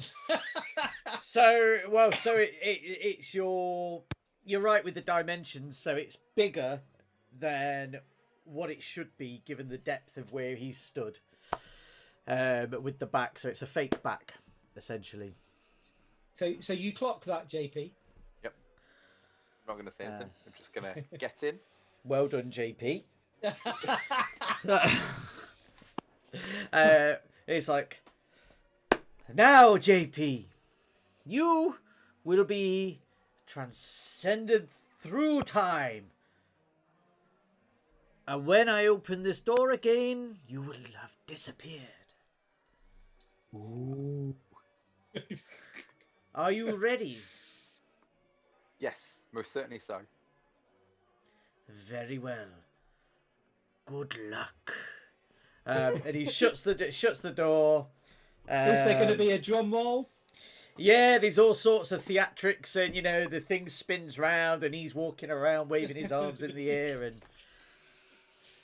somebody can give me some sort of incantation that I say something better than Alakazam or Hocus Pocus. Klaatu Barada Nikto. Yeah, that. So yeah, and Ta-da! ta-da!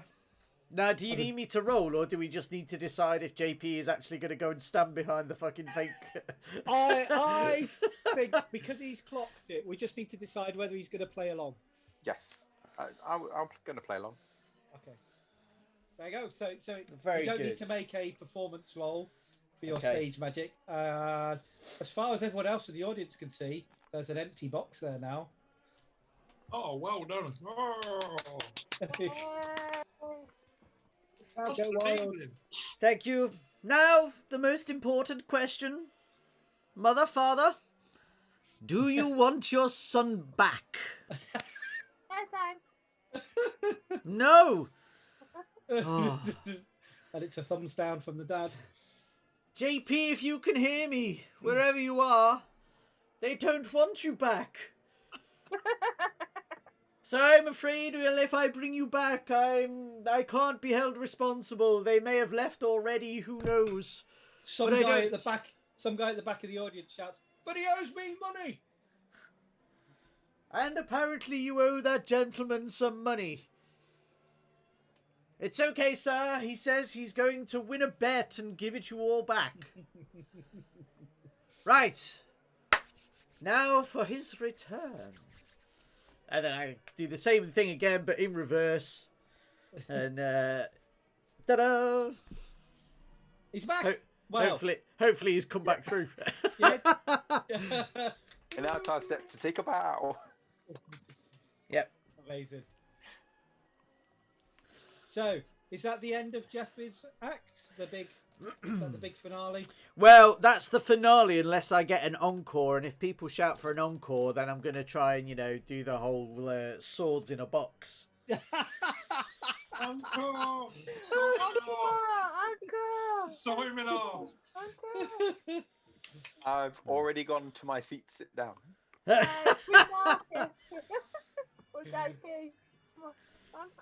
Okay. So if I come back out, I'll be like, oh, you're too kind. You're too kind. This humble boy from Boston. In England. Not the one over here. The original. He is most humbled. Now, who doesn't like knives? JP. For this next endeavour, I will need one more volunteer. I'm gonna put him up. No, I'm gonna nudge Michael's arm up.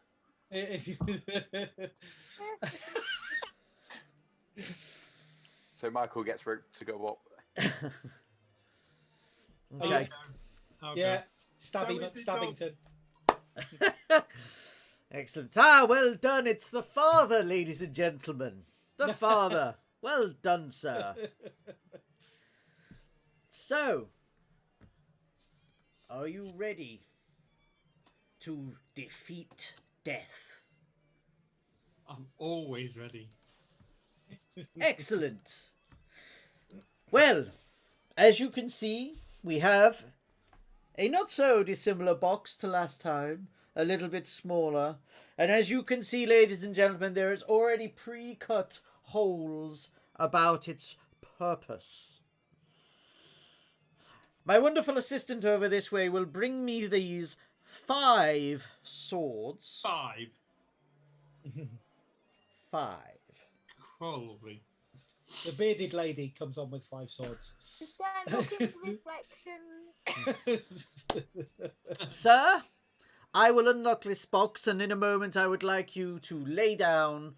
I will close the box, and then you will behold as your body transcends the material plane and allows these swords to pass straight through you, causing near a scratch.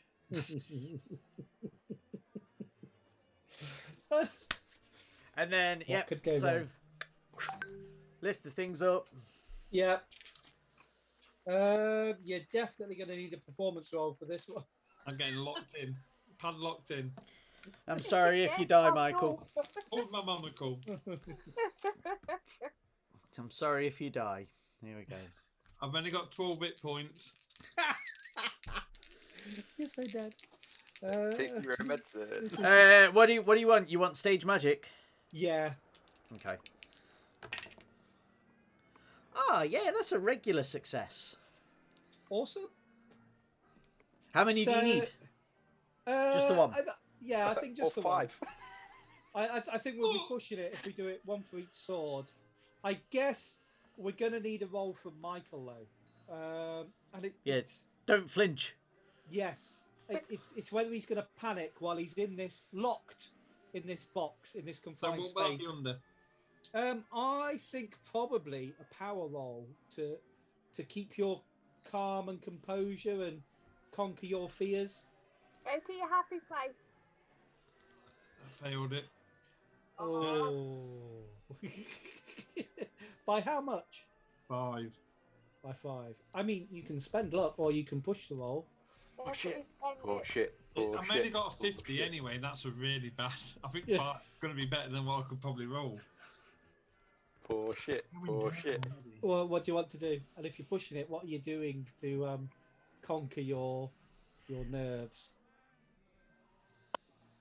I don't want to push that. I don't think I can push it because even at that, It's a 50-50 chance. yeah. So I'll take.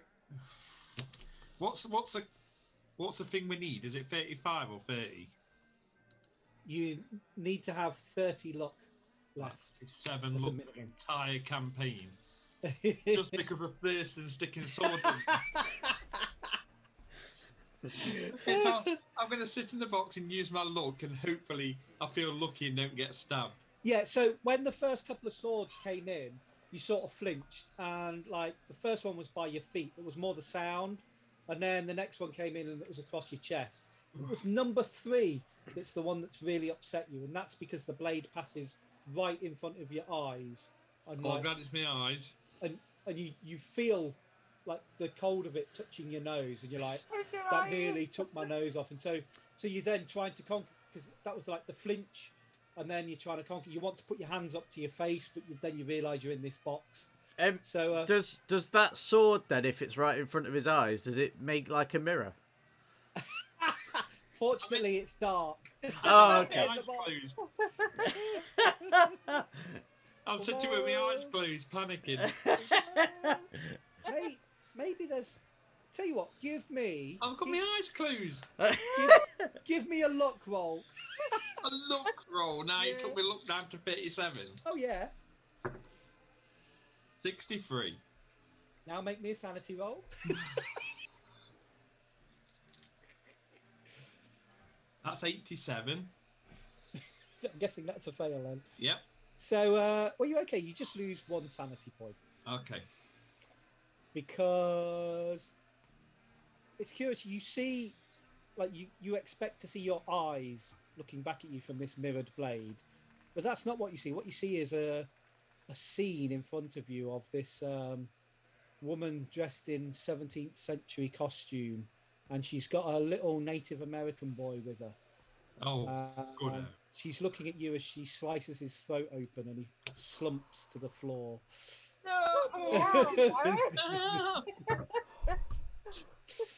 I'll go to hospital now. Wow. That's the grief I can't give.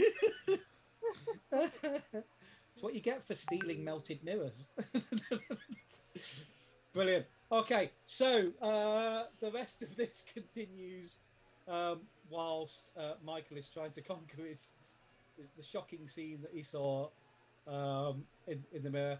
Thurston does all the flourishes. He gets sword 4 and 5 in, and then he spins the box round, and everyone's like, and then he pulls them all out. The bearded lady takes the swords away, and then he opens it and he holds his hand out to pull Michael up. Michael, you take the hand, you sit up.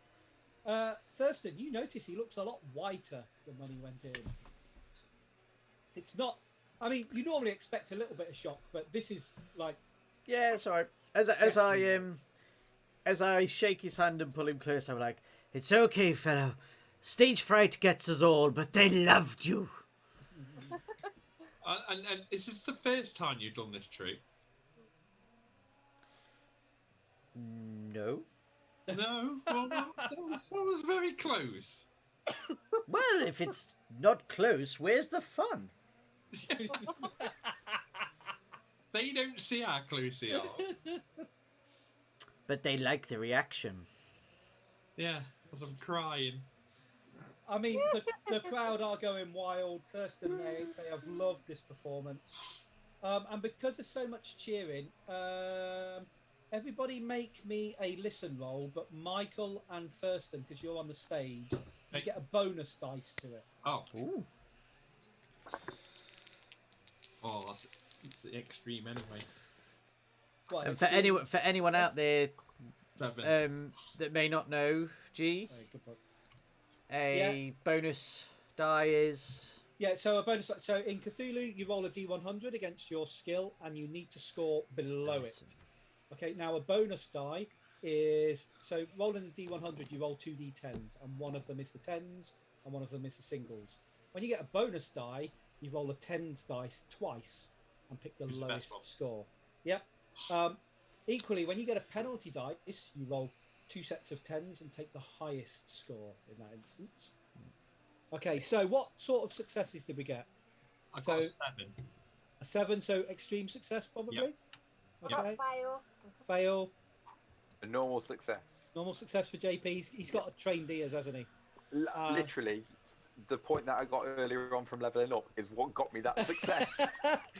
And Jeffrey, Thurston? I'm 5 points away from a success, but I feel like I would just be loving the crowd far too much to pay attention to You anything are else that's going on. so taking in this adoration. This is what you've sought out. This is what you knew the great and magnificent Thurston was capable of. This is your moment. This is the start of the career you always knew was out there for you.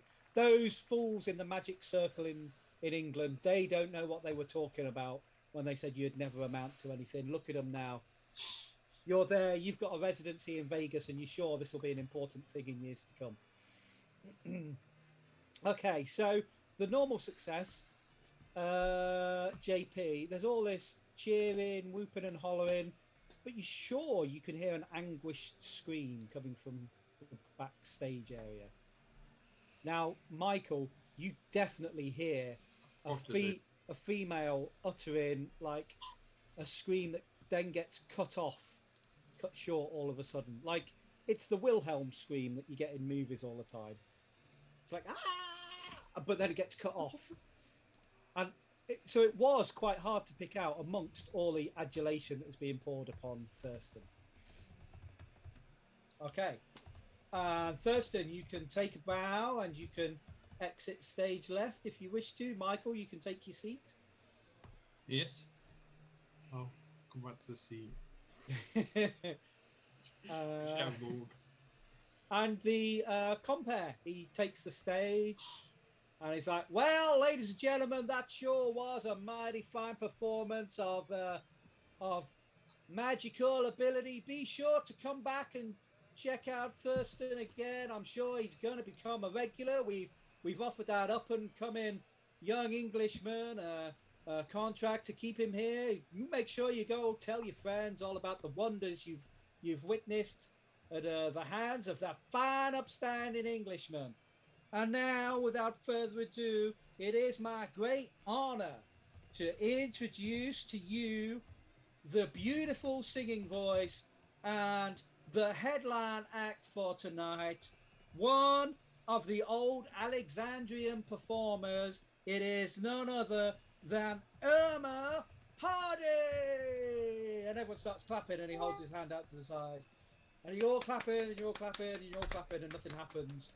And everyone's clapping and he's still like this. The company goes, Erma Hardy!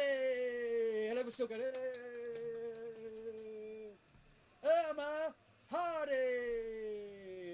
And he goes, hang on, folks. Please, we're going to take a short intermission. I think Erma may have got a very rare case of nerves before the performance. I trust you. She has a voice of an angel. He says, do bear with us. Feel free to come back in 5 minutes, a very short interval.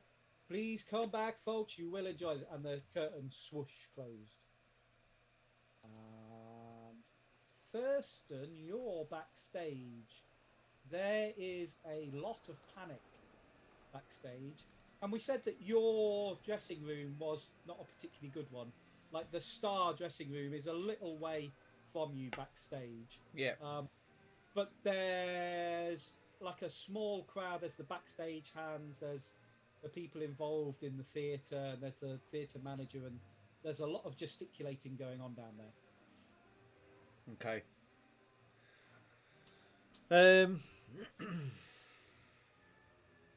Yeah. Okay. Well, you know, as a magician, I feel like it's my duty to go and offer my services up. For I don't know, whatever she's done. Yep. So you get down there and you see that Cliff, the manager, is talking to the compere, and he's going, "We're gonna have to come up with something." He's like, "But what do you mean? What? How can this happen?" He's like, "Look, come up with anything. Let's see if we can get someone else on stage to cover.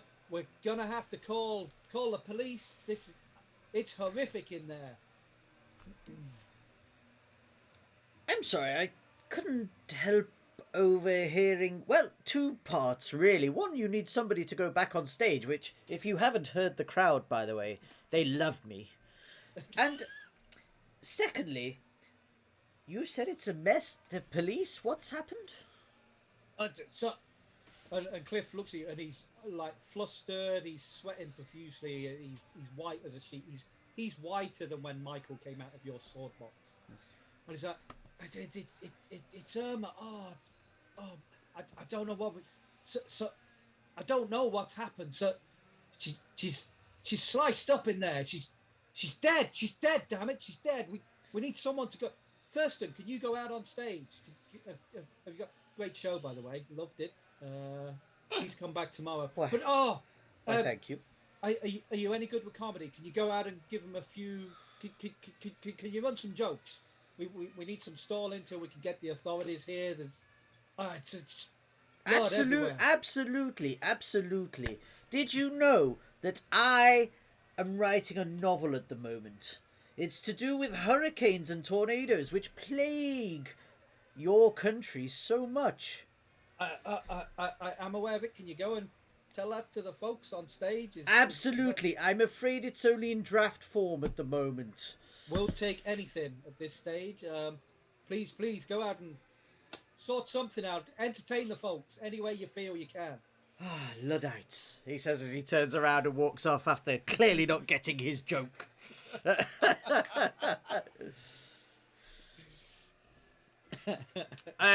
While I'm out on stage, though, I want to try and get the attention of the family haunted. Yeah. Well, I was going to say, can I mention to Sharon that I've heard a scream? Oh. It seems to be some commotion going off. So could we go backstage and, you know what I mean, on our own while the performance is going off? I mean, we could tell JP as well because he heard it, I think. I vaguely think I know what you mean. I heard a faint scream, but I wasn't sure if it was part of the cheers or not. You say there was a louder scream? Yeah, definitely. It was definitely a female scream, and now it seems as if Erma isn't coming on stage. I think this is the start of a new book for you two. I do see a mystery coming on. How convenient. We do nothing at all. While you guys are doing this, on stage I'm going to be like...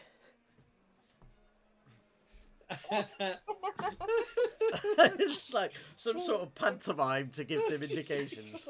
So we're going to sneak outside and try and go back to where Thurston's dressing room is. Brilliant. Thurston, you can give me a performance roll. Now you can. We can still hear him though. We want to hear his show.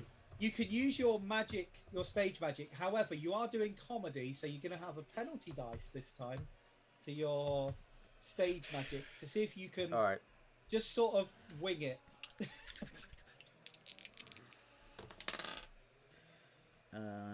56. So that first one is a regular success. Yeah. With the 10s. Oh, that's a 36. So it's a regular success, baby. Yeah. I mean, the crowd were expecting a singer, and you've come on. They're like, "Oh, we've just seen this guy," but they're laughing along with you, and you're keeping them suitably entertained. And you seem to have these funny tics that seem to be directed at the front of the audience, and people find that sort of quite endearing. They're like, "Oh, bless him! Look, he's trying his best. Oh, this is good." And then they're laughing along with you, and I think they think it must just be an English thing. And you manage to tie up the stage for like 5 minutes, and then you come off, and then the compere comes back and says, "Well, folks, thank you kindly. You all have a safe night. We will see you again tomorrow. Make sure you come back and tell all your friends to come and check out the Twilight Enigma Theatre. Entertainment like you've never seen. It's a mystery." And everybody starts to go out. And I guess you guys are heading backstage to see Thurston then? Yeah. We're It's easy for you to get back there because it's known that Thurston got you the tickets, and he's sort of the star of the show tonight. We've got like proper old-fashioned backstage passes. Like that. Ah, my adoring fans. What a tremendous show. You nearly killed me. Thank you. So what sort Anytime. of did you trying to tell us when you was on stage? Well, Miss Hardy, rumour has it, she's been butchered in her dressing room. And I don't just mean that she's been given some sausages. You know how she's been butchered? With what? Well, I'm probably going to guess a knife. I knew you were going to say that. I didn't know if you meant she's been blown up or smashed up. Blown up? No. I That's think some we- butchery, that is. We've seen Bring in some the stuff cow in that carcass, time. just sit it on top of this dynamite. It's beef for the win. See, I take butchered as being just smashed up. I mean, I did it. Butchery is a fine art. I didn't hear an explosion. Well, all I thought is, you know, you like dead things, you know, like those people from the lake. And maybe, as this weird little unit you are, you would like this other dead thing. We save people, that's what we do. Do you think you can get us inside a dressing room? Well, no, but I think I could probably make some sort of a distraction to give you time to get into her dressing room. That's good. JP's very good with doors. Hates doors. He's Yes. doorist. Okay, so you guys make your way, like the crowd, it's mainly performers and people associated with the theatre, and there's Cliff Malone there, and again he's still got this pale, sweaty look of he's fundamentally in a state of shock, and he's quite flustered, and you see him look at a young guy and he goes, Bobby, you go get the sheriff, off you go now, go on, you run post haste, come on, get there, we gotta report this. This is just oh man, I mean, voice of an angel. This is just shocking. We need a headline act for tomorrow. We need someone to step into that void. And he looks around and he goes, Chester, you got it in you to I know, and some of us have known her for years. What, you want time off? Oh man, right, okay. Olivia, can you do the ventriloquism as a the star act? What you've got to remache its jaw. Oh man, wait, why Fear not, Cliff. Fear not, Cliff. Your savior from Boston is here. Who we got from Boston? It's so shocking that JP's dropped out. He has, Best hasn't he? fire person you could think on fire on stage. Do we need to take a B? We will take a short break. Yeah, Yep. see if we can So, bring him folks, back. Yeah. Ross has vanished, so we're just going to see where he's gone to. He's very shocked. We'll catch you in like 2 minutes, hopefully. Cool. Cheers, guys.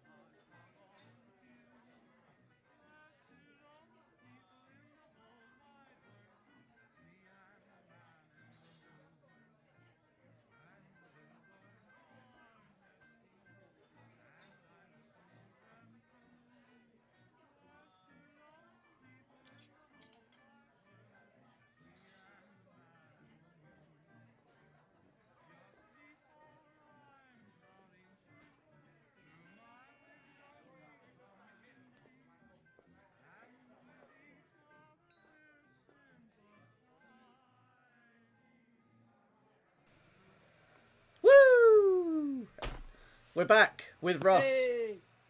He's back with us, thankfully. Woohoo! We missed you, Ross. So did chat. If you'd only heard what had happened, and you've been volunteered to work the night shift.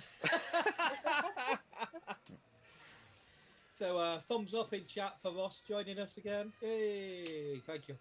Right, so I think Thurston was just in the process of volunteering to be tomorrow night's headline act.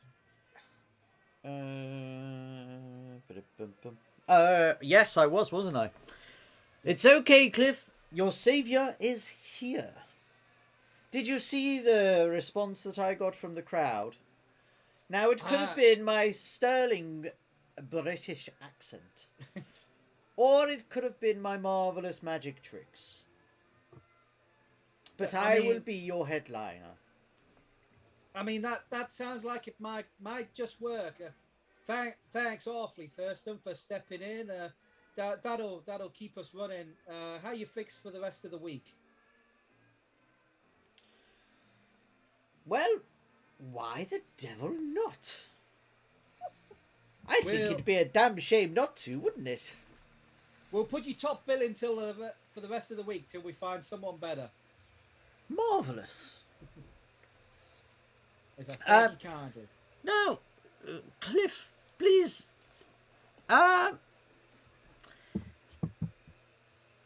This murder. Let's call it what it is, shall we? This homicide. Yes, this murder of my good friend Erma. Yes. How did somebody get backstage to cause this?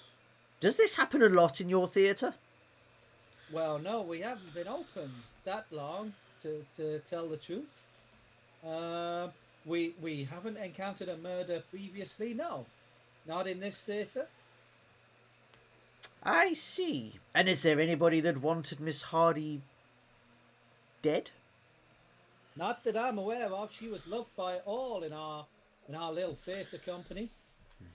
Very good. Well, as an extra bonus for you this evening, Cliff, I am very pleased to say I have 3 of the finest non-police force detectives that you will find within Vegas. They just happen to be down here. We've worked a case previously. They did splendid things at Lake Stupid. I can't remember the name. But they dealt with the problem. Now, they are very cheap in comparison, and they could bring a lot less, publicity to proceedings for your new theatre. That sounds like. I mean, we're gonna have to let the local sheriff, because we've got a dead body to dispose of, unless your friends are in the body disposal business as well. Oh, we are in Vegas. I'm gonna, at that point when he says that, I'm gonna answer and say no, and then I'm gonna be like, just one moment. Turn around with just a quizzical face, like. I mean, JP's strong. Sharon's the strongest out of everyone. I mean, you are offering to do something massively illegal. No. So you folks have investigated. Are you actually police? Or have you got any ID I could see, or? In the Mate Haunted crew. Okay. I mean, I'm aware you have a museum in town. It's a mediocre attraction at best. Mediocre attraction? Have you seen our book sales recently? We can't stop people coming to our place.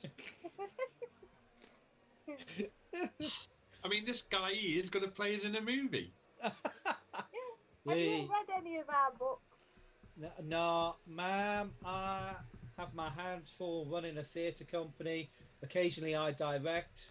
We put on productions. Sometimes we have lines to learn. That's about all the reading we have to do. Do you have any security? Why would we need security? This is a theatre. I don't know. Have a look on the floor. You might live to How do you stop people coming backstage? He says, "Sir, have you had a shock yourself this evening? You're seeming mighty angsty there." Oh, I'm always in shock every time I see Thurston's performances. Cliff, can I point out, when I said they were the finest non-police detectives, I neglected to tell you they also have no manners and are incredibly uncouth. It can't be helped, but they get results. Okay, so someone needs to make some sort of persuasion roll. Oh, that'll definitely be Sharon. Oh, I will say, here's a signed before you book roll coming. this, yeah, you Yeah, can't signed give this book. guy a book because he's not fucking interested in your books. Your competition, basically, for his audience. Oh. So, what am I looking for? Persuade or charisma? Well, it's persuade or charm, whichever you normally roll for, whichever one's your best, or intimidate. For best, but I still haven't got it. Right, fail. You fail. Yeah. Hey, he's not taken in by this, and he's like, I think if it's all the same, I'd rather wait till the police get here and we can handle this officially. Okay. I would hate for there to be rumours going around about how we handle situations in this theatre. Yeah, can we sneak now? Is Sneak round the back. is he hiding anything? Like, is there anything about him that makes you think like he might be? I mean, he is clearly in shock. You can make, if you've got any psychology, you can make a psychology roll on it. I've got 10 in psychology. Oh, no, I haven't. Okay. That's a 92, so that's a fail. Yeah, this is just. I mean, he's mentioned that he knew Erma well, and she was a long-term friend of his. This guy is clearly in deep shock that he's lost a good friend. I've probably seen something horrific. You don't know quite what it is that he's seen, but it's something horrifying. How good of a friend was she to him? Are you asking him? Yes. I'll ask him. So you're saying, how good of a friend was she? And he goes, well, son, I can see you here with your ma and your pa there. Myself and Erma, we were founding members along with 10 other folks of, what did I call them? Of the Alexandrian Acolytes Theatre Company. And we done set up this theatre here and worked hard to get ourselves a place to put on plays and put on entertainment for the fine folks in Vegas. So you could say we were really good friends, business partners as well as social friends. So what I'm thinking is, if you let us in the room first before the police get here, we can make sure that there was nothing illegal, because you wouldn't want your theatre to get a bad reputation or name for itself now, would you? So we can just do a friendly, quick look around just to make sure, because I mean, you've already had a murder here and you don't want that getting out, especially. But if there's anything in there, like any liquor or any hidden firearms or anything like that, you don't want that reputation hanging over you. Well, I mean, you seem mighty clued up on police procedural practices. I'm just looking out for you here. I mean, as you said, it's the first time it's happened to you, and I mean, you can watch us look through the room if you want, just to make sure that we don't do anything as well. Have you got persuade or charm? No. No. I'm role-playing this out. I'm not rolling it out. He will go. I'll tell you what. Y'all folks, I know you two at the back there, you write some pretty spooky stories. Are you working on a book at the moment? Yep. I'll tell you what, if you give us 2% of the take of those books, I'll let you go in and have a look. Maybe you can see something in there that'll allow you to put it in a new book. What about 1%? 1%? Oh, come on, madam, I was not born yesterday. About 1.5%. You are asking me to commit a highly illegal act by letting non-legally trained people into a crime scene. Okay, 2% then. If it involves getting a book out of it, if there's nothing here, then you're not getting it. At which point, I'm going to dart a sharp look over to those two and just go, just give them the 2%. You'll get the money back from the films.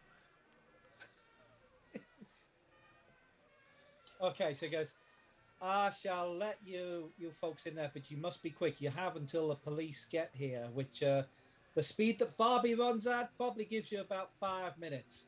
So I'm on this. Who's Bobby, by the way? it was just some young lad that, when you were getting there, he sent Bobby off to get the coppers. Okay. He's not security or anything. No, he's just a young stagehand. Now, can I ask something? Yep. Is this 5 minutes going to be a monitored 5 minutes as to what we do? I don't know. Would that be a problem if it was, Ross? No, it's just Well, so. I can't take times, no. Can you? I'm just thinking if it is, Yeah. before I decide on what I want to do, can you let me know how long it's going to take me to do said action? So I can weigh up if I want to do it or not. Oh, we'll come to that as and when. I mean, so this is the star dressing room. I believe we've got a shot of a dressing room that we can put up. So it's like a 1920s star dressing room. So you guys gonna go in? Let me look at the room first. There's pretty much no way you're going to be able to avoid the lit mirror that's there. There is. if I can send Sharon in, Yeah. I'm sure she can cover the mirror before I go in. Yeah. I mean, looking at this dressing room, there's a couple of mirrors. I'll hang in the hallway a minute and smoke my pipe. What about if you don't have a blindfold on you? What's he going to see? Looking at the room. Hang on, So- let me have a better look at this. These two write So much bestsellers. It's just so they can go warmer, warmer. And he slips over in the blood. I'm definitely standing in something sticky. So, I'll tell you what's in there. I mean, Michael, are you going to indicate to your crew that you would like mirrors covering up? Because I Well, don't believe. Sharon knows. She does it for me on a regular basis. Does she? Make me a look roll. Because you've asked her to do it, so she might not have cottoned on that is a requirement for all mirrors. Yeah. Free over. You can't spend luck on a luck roll. So no, she isn't aware. So you are hanging out in the corridor. Just gesturing. Everybody else has gone in, and the clock is ticking. Oh no. Okay, where's the body in relation to the room? So the body is. So you see where the chair is, and it's at an angle. The body has come off the chair and is lying in the middle of the room, and there's a big pool of blood, and you can see that Erma Hardy is lying there, and she has like a silk gown on, and she's got makeup, and so she has a look of utter horror, which Sharon looks very similar to Dr. Leiter from the Hobhouse Papers. So she's seen something really horrific. However, what's different here is it's not shock that's killed her like it looked like with Professor Leiter. This is all of her torso has just been shredded, like by large claw marks. Her silk gown's all shredded, like, and she's not been ripped open. It's just like been raked with what would presumably be a large set of claws, and there's blood splattered everywhere. So it would appear that she was sat in her chair applying her makeup, and she saw something that caused her horror, and then it ripped her open. Can I take a picture? Yep. It's time taking pictures. What are you doing? Meanwhile, I mean, that's going to take you about a minute. Well, you know. Meanwhile, Michael is out in the corridor. JP, I presume, is with you. Thurston, are you wanting to go into the room as well? Well, no, I thought I was still I was still supposed to be the distraction. So I mean, you can absolutely be the distraction if that's what you wish. you know, if the police do turn up, then I will put my magic skills in their way to bedazzle Excuse me, them. officer. What's that behind your ear? Oh, it's a coffee. Oh. What's that up your nose? Oh, it's a long string of hankies. Oh, is that what you're gonna do? Something like that, yes. Okay, so the two that are in the room, that's what you've taken in your first minute and a half. Does she have anything in her hands or anything like that? Is she face down on the floor? Did you say? She's slumped on one side. Okay. There is a vase that's been knocked over on the table, and Okay. it's odd because it's a vase full of dead flowers. Dead flower. Okay. Is there anything else on the table? You can make a spot hidden roll. Okay. That's a hard success. A hard success. Yes. So the flowers look odd to you because why would she have a vase full of dead flowers? It's not like these are just dead. These are wilted. And you see a card on it. And it says, "The 12 unleash the horror. For Phyllis, the mask will collect." 12 unleash The horror. For Phyllis, the mask will collect. Phyllis, the mask will collect. Okay. Make a deal with the devil. Is that on the front of the card? Is there anything on the reverse? Nope, it's blank on the It's blank reverse. on the reverse. Okay. Is this the devil known as Phyllis? Fiery Phyllis. Okay, and that's on the table. What about, so if I go a little bit further into the room where the curtain is, a wardrobe? Yeah, it's just like all her costumes. Okay. And her stage props and some personal effects. Okay. The room through that? Is that another room, another dressing room type Well, thing? no, what we're doing, we're taking that as the corridor. That's the corridor, so we've come in that way. Okay. So you we've can come in see that way, Michael there gesticulating. Yeah, okay. That's fine, that's fine. So there's nothing underneath flowers. I don't like this. I feel like I'm under time pressure. Well, you That's are. the thing. I You don't are. really- This is like, it's taken you a while to poke around. You had to read that card and puzzle Okay. over it and make a note. So, yeah, you've had like 3.5 minutes now. Sharon, what are you doing? I'm taking a picture of everything. Of everything. I mean, Yeah. that's like 4.5 minutes worth of activity. No, just I'm taking a That's big fine, it's- wide one picture so I can see the whole thing. in Okay. one picture. She's just invented panoramic pictures. Just like further and further back. So I can zoom in after. I mean, you notice Michael gesticulating wildly in the doorway. At about the 3-minute mark, you notice him. What's up, Michael? The mirrors. Can you cover the mirrors? Yeah, I'll do that now. Hang on. Covered all the mirrors Okay. up.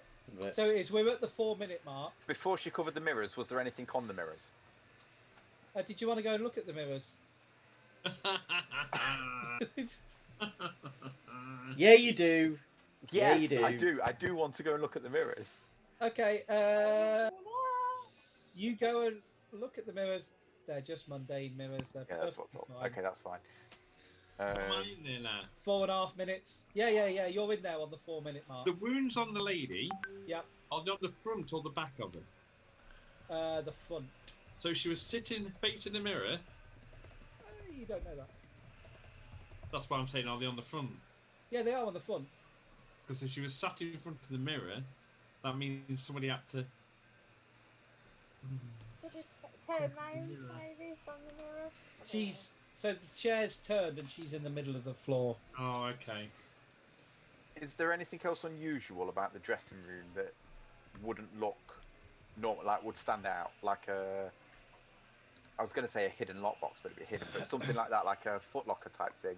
Or a knife. Make Or make me a spot hidden roll. For everybody.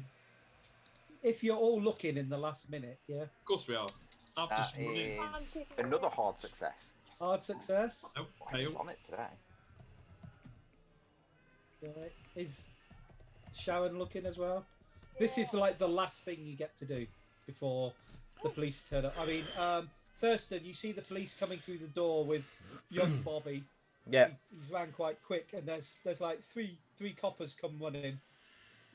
And we're like, quick stall them. We need another 5 minutes. I got a success.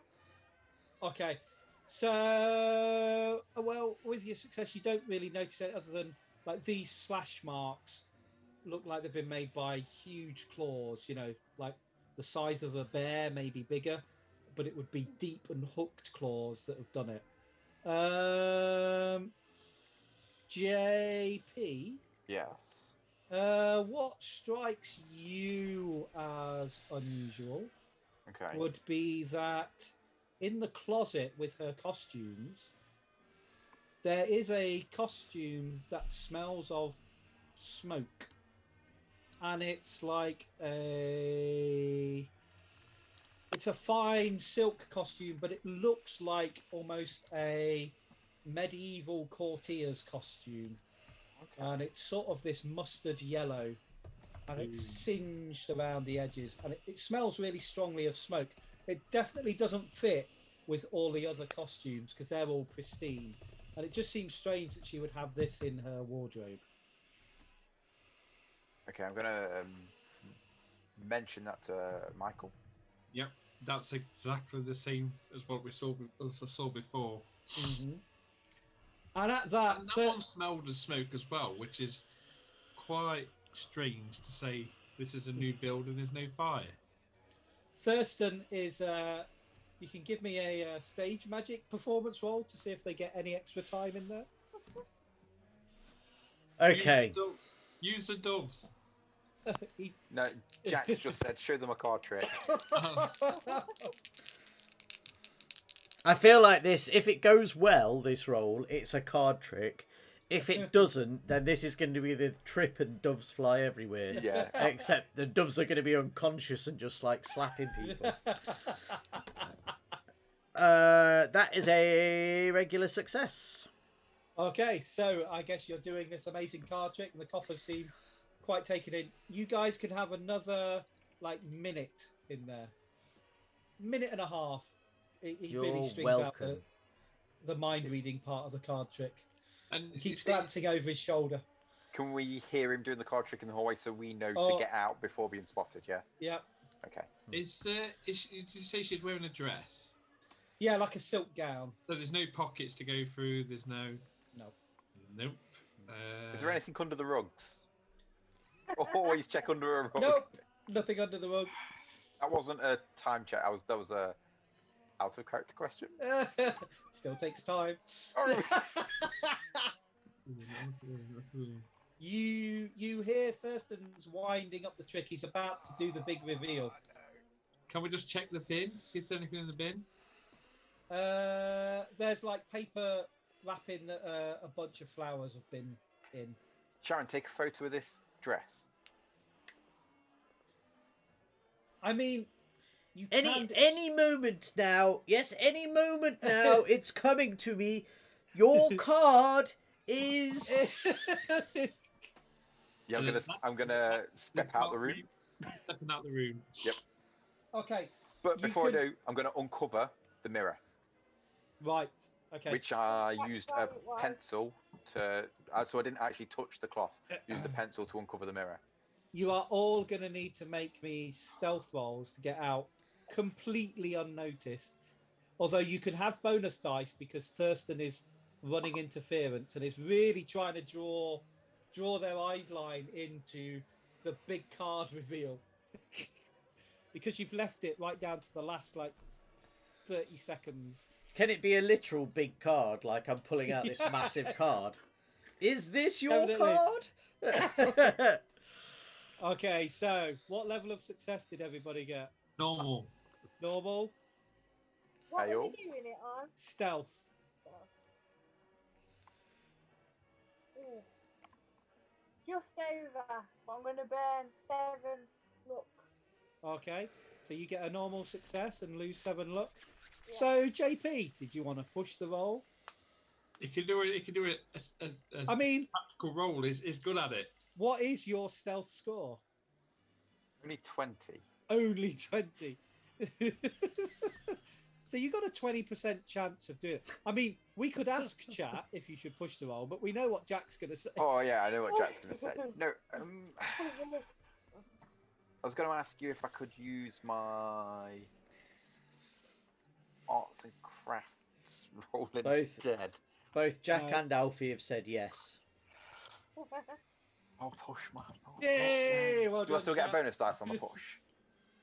Yes, yeah. 'Cause Okay. you're redoing it. But what are you doing differently then to try and get out?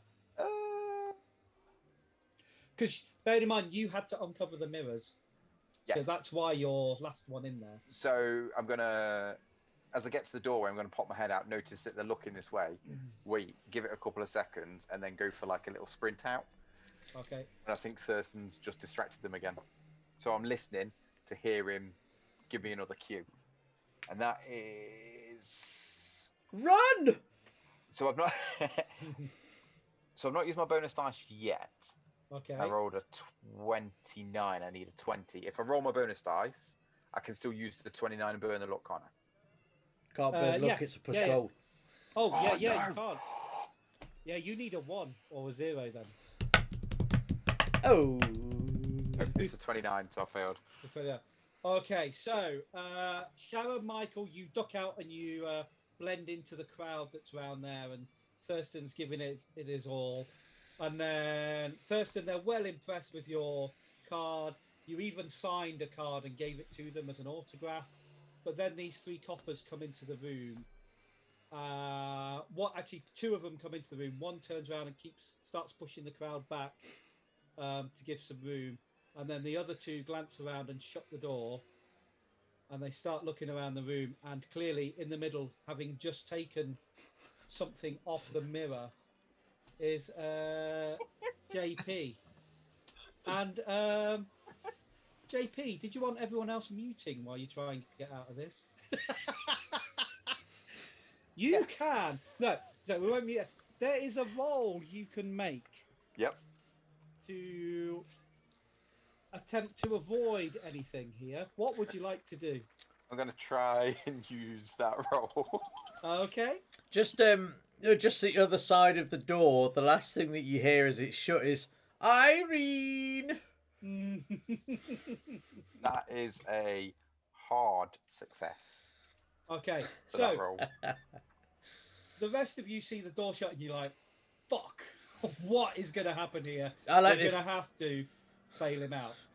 Jack's suggesting he goes for the Spanish. So come on then, Ross, give us your best Spanish. I'm not even going to attempt that. You think there might be a kerfuffle kick off. You think you might hear sounds of a fight. There's some muttering going on. At first, there's like the exclamation of the coppers that are in there. And then there's what appears to be some sort of conversation goes off. And then the door opens and you see one of the coppers has JP with his hands held behind his back. And then what he does is he pushes him out and he just cuffs him across the back of the head and goes, "Don't let me catch you interfering with a crime scene again. Now clear off." And that's where we're going to end for the night. Okay. So well done, everybody. Thank you. Oh, God. Thank you very much for that. Awesome. Awesome. Awesome. Hope you all had fun. Yeah. Thank you, chat, for getting involved and making some important decisions for us. Yes, thanks Jack and Alfie for making me push that. However, I think Yeah. they're always going to pick push rolls because it's too fun. Oh yes. Excellent work. Excellent work. Thank you, G, for writing and coming up with well. Before I say thank you, I'm going to wait until we see how it pans out. Given that I know that there is a certain colour involved. Oh, Yeah. Thank you, all the regular players. Thank you, the guys in chat. Tomorrow morning, so a different time scale to what we usually do. So tomorrow evening is usually D&D. It's actually tomorrow morning instead. So from around 10:30, I suspect, we'll be running a D&D for a few hours, which is the Dragon Heist campaign. Deep in water, deep. And then on the Thursday, we will have the second session of Kids on Bikes set in the 1980s. And then the final things, I guess, from our side is thank you very much to Shade Glass Games, Yay. Lost Boys Pizza, Monkeys Yay. Emporium, Yay. and a big thank you to Tabletop Audio with Yay. playing the streams and the music and the stuff that you hear. Great stuff. Thanks, Bushy, for putting this all together. Appreciate it. Yeah, man, it's a lot of fun. It's a lot of fun. Brilliant. Yeah. So hopefully tune in tomorrow to see us for D&D. Back same time next week for more 1920s horror, and it is really ramping up with the horror. Yeah, all I can say is thanks everyone for playing and throwing yourselves into it. Thanks chat again as always. Yeah, man. Love you lot. Very much. Yeah. Bro, Awesome. Thank you. Cheers, guys. Amazing. Bye.